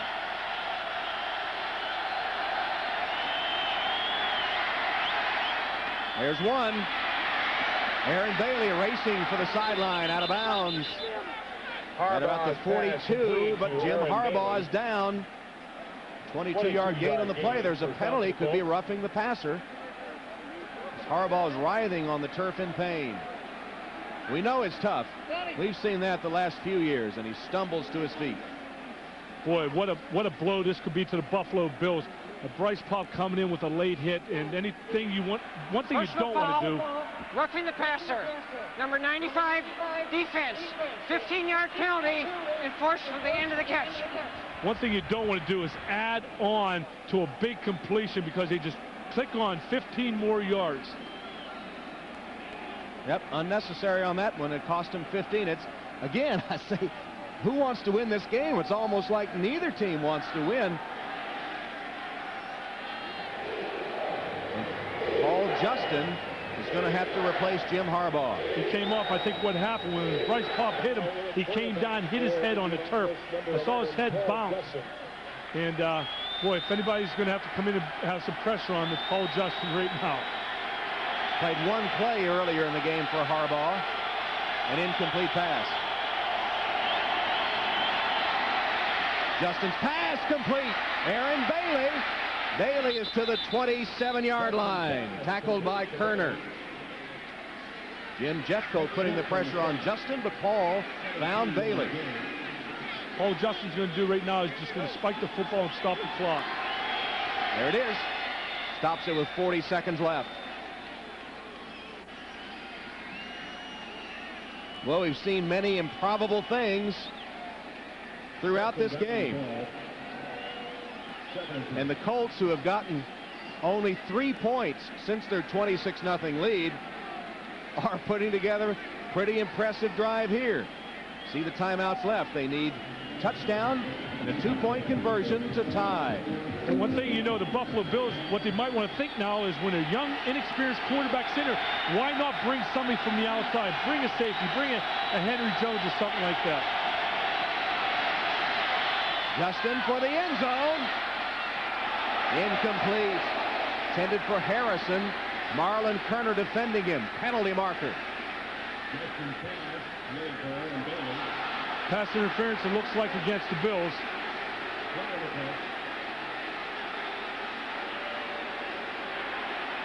Pass interference, number 46, defense. Automatic first down. Kerner called for pass interference. They knew that the ball was going to the outside, but one thing Marlon Kerner does right here, he steps in front of the guy, but to me, that doesn't look like pass interference. I think that's a bad call. He looked back for the football, and if there's anything, the receiver was up on his back. Caught the ball at the 6. Justin drills it.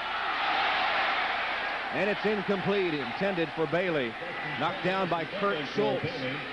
And welcome to those of you who saw Seattle and San Diego. Tom Hammond and Jim Kelly.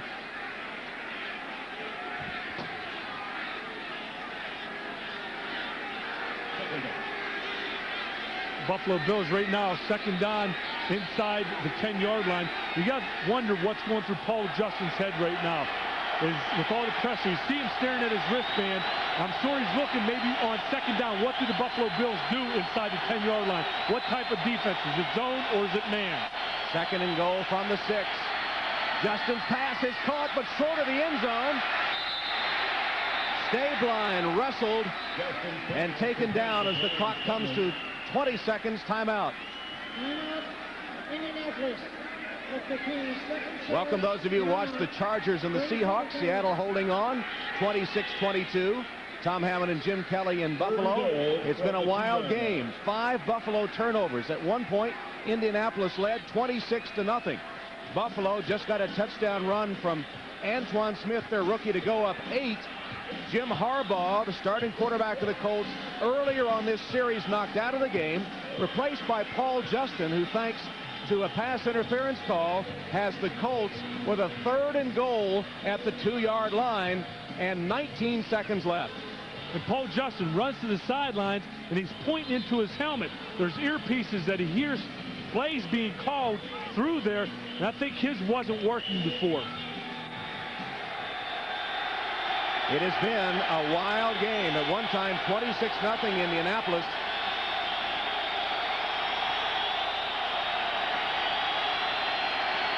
Third and goal. Pass. It's touchdown. Harrison just nipped into the end zone. Marvin Harrison just got into the end zone. Ken Irvin was defending. Justin to Harrison, and now they need 2 points to tie.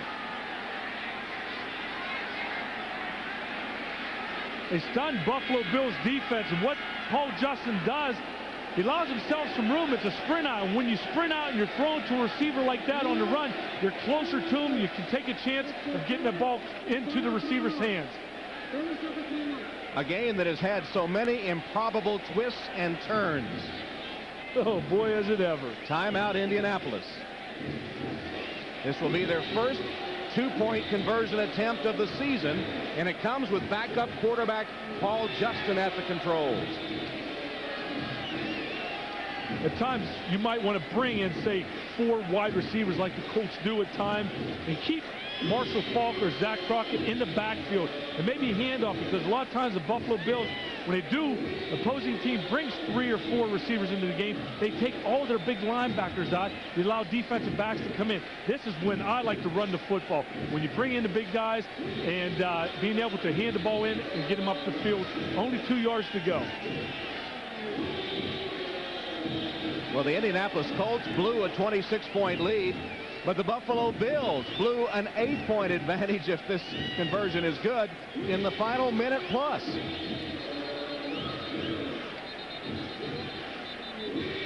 It's almost been like neither team is willing to claim victory. Bryce Popp and his Buffalo Bill defensive teammates have all the pressure on them, as does Paul Justin, the quarterback of the Colts. 2-point conversion with 14 seconds left on the clock. So this more than likely will decide the game.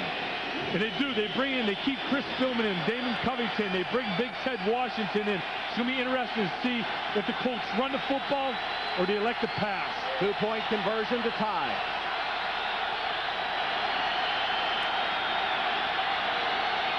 Justin to pass. Throws it, knocked away, incomplete.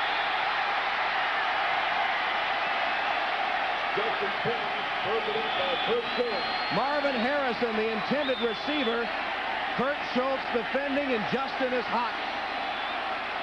Boy, that was a close call right there. I think the officials could have went either way with this, and Kurt Schultz with tight coverage And what's almost like a pick play, just hold up, and Kurt Schultz pretty much all over him. That is interference. That is definitely pass interference there, and Kurt Schultz and the Bills got away with that one today. Schultz had him wrapped up. That was pass interference all the way. Schultz got away with one there. And he's slapping hands, and I'm betting in the back of his mind saying, oh, I'm thankful they didn't call pass interference on that one. I don't blame Justin for being mad. That should have been pass interference call on the conversion. Schultz had him wrapped up. And I guarantee if I was Justin, I'll be running at that official complaining also, because one thing you got to realize, when the ball's in the air, the receiver cannot be touched. But of course, Harrison tries to push off, but Kurt Schultz has a hold of his shirt. He has his arms around him. That's about as obvious a pass interference call as you'll see all season. Not called. So I guess you can say no pass interference. Still 14 seconds left. And the Colts will try the onside kick. And many other wild things that have happened. Don't count that out. That's for sure. And I'll tell you what, who was probably one of the happiest guys on that sideline? Number 46, Marlon Kerner, because he was called for that pass interference, which I didn't think really was a pass interference earlier. But again, the two-point conversion, no good.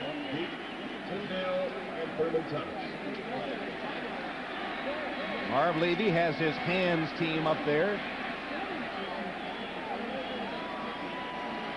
You're right, Tom. The way today's game has gone, you never know what will happen. We got to wait till there's 0 ticks on the clock. Don't forget, most of these stations, an all-new Dateline Sunday comes up next. Then Third Rock from the Sun. Then the NBC Sunday night movie Terminator 2 Judgment Day. Viewers on the West Coast see these shows at their regularly scheduled time. There's the onside kick.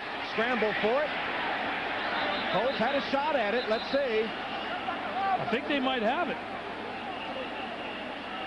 See who comes up with it at the bottom of the pile. Dedrick Mathis had a shot at the football.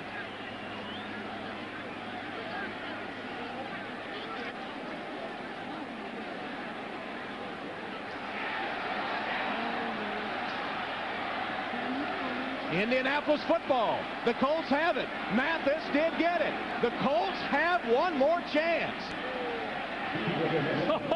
And we talked about it. It's not over till there's zeros on the clock, and they have a chance to throw a sideline pass, get in field goal position.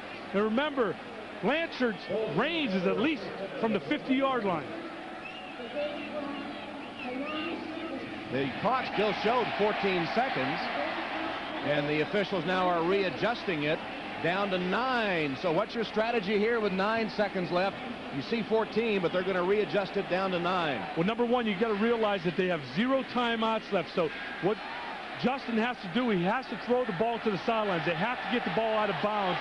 And to get in Gardoffy's range and get him close enough, Kerry Blanchard, they have to at least be able to kick at least a 50-yard field goal. Ball's at the 48 now. Justin heaves it down for the end zone. He's got a man wide open. If he'd thrown a little shorter, and it's incomplete, intended for Harrison. Manny Martin. Harrison actually had a seam in there because the prevent defense of the Bills so far back, he could have gotten them in field goal range, but I don't know if he was close enough to the sideline to get out of bounds. That would have been the problem. The only thing he would have been able to do is catch the ball and hope that he can outrun the rest of the guys to the end zone, because if he catches the ball in the middle of the field, there's no way that Justin can get that team on the line of scrimmage and spike the ball. So now 2 seconds left. Barring penalty, the final play of a crazy game. Pretty much what he has to do now, a Hail Mary pass and do a lot of praying. How far can he throw it? Paul Justin winds up and heaves. It's up for grabs. And it's intercepted by the Bills. Ken Irvin makes the interception to end the game as the Buffalo Bills come storming back from 26-0. Then have to survive a last-minute onslaught from the Indianapolis Colts to hold on for the 2-point victory. Back for some final comments in just a moment.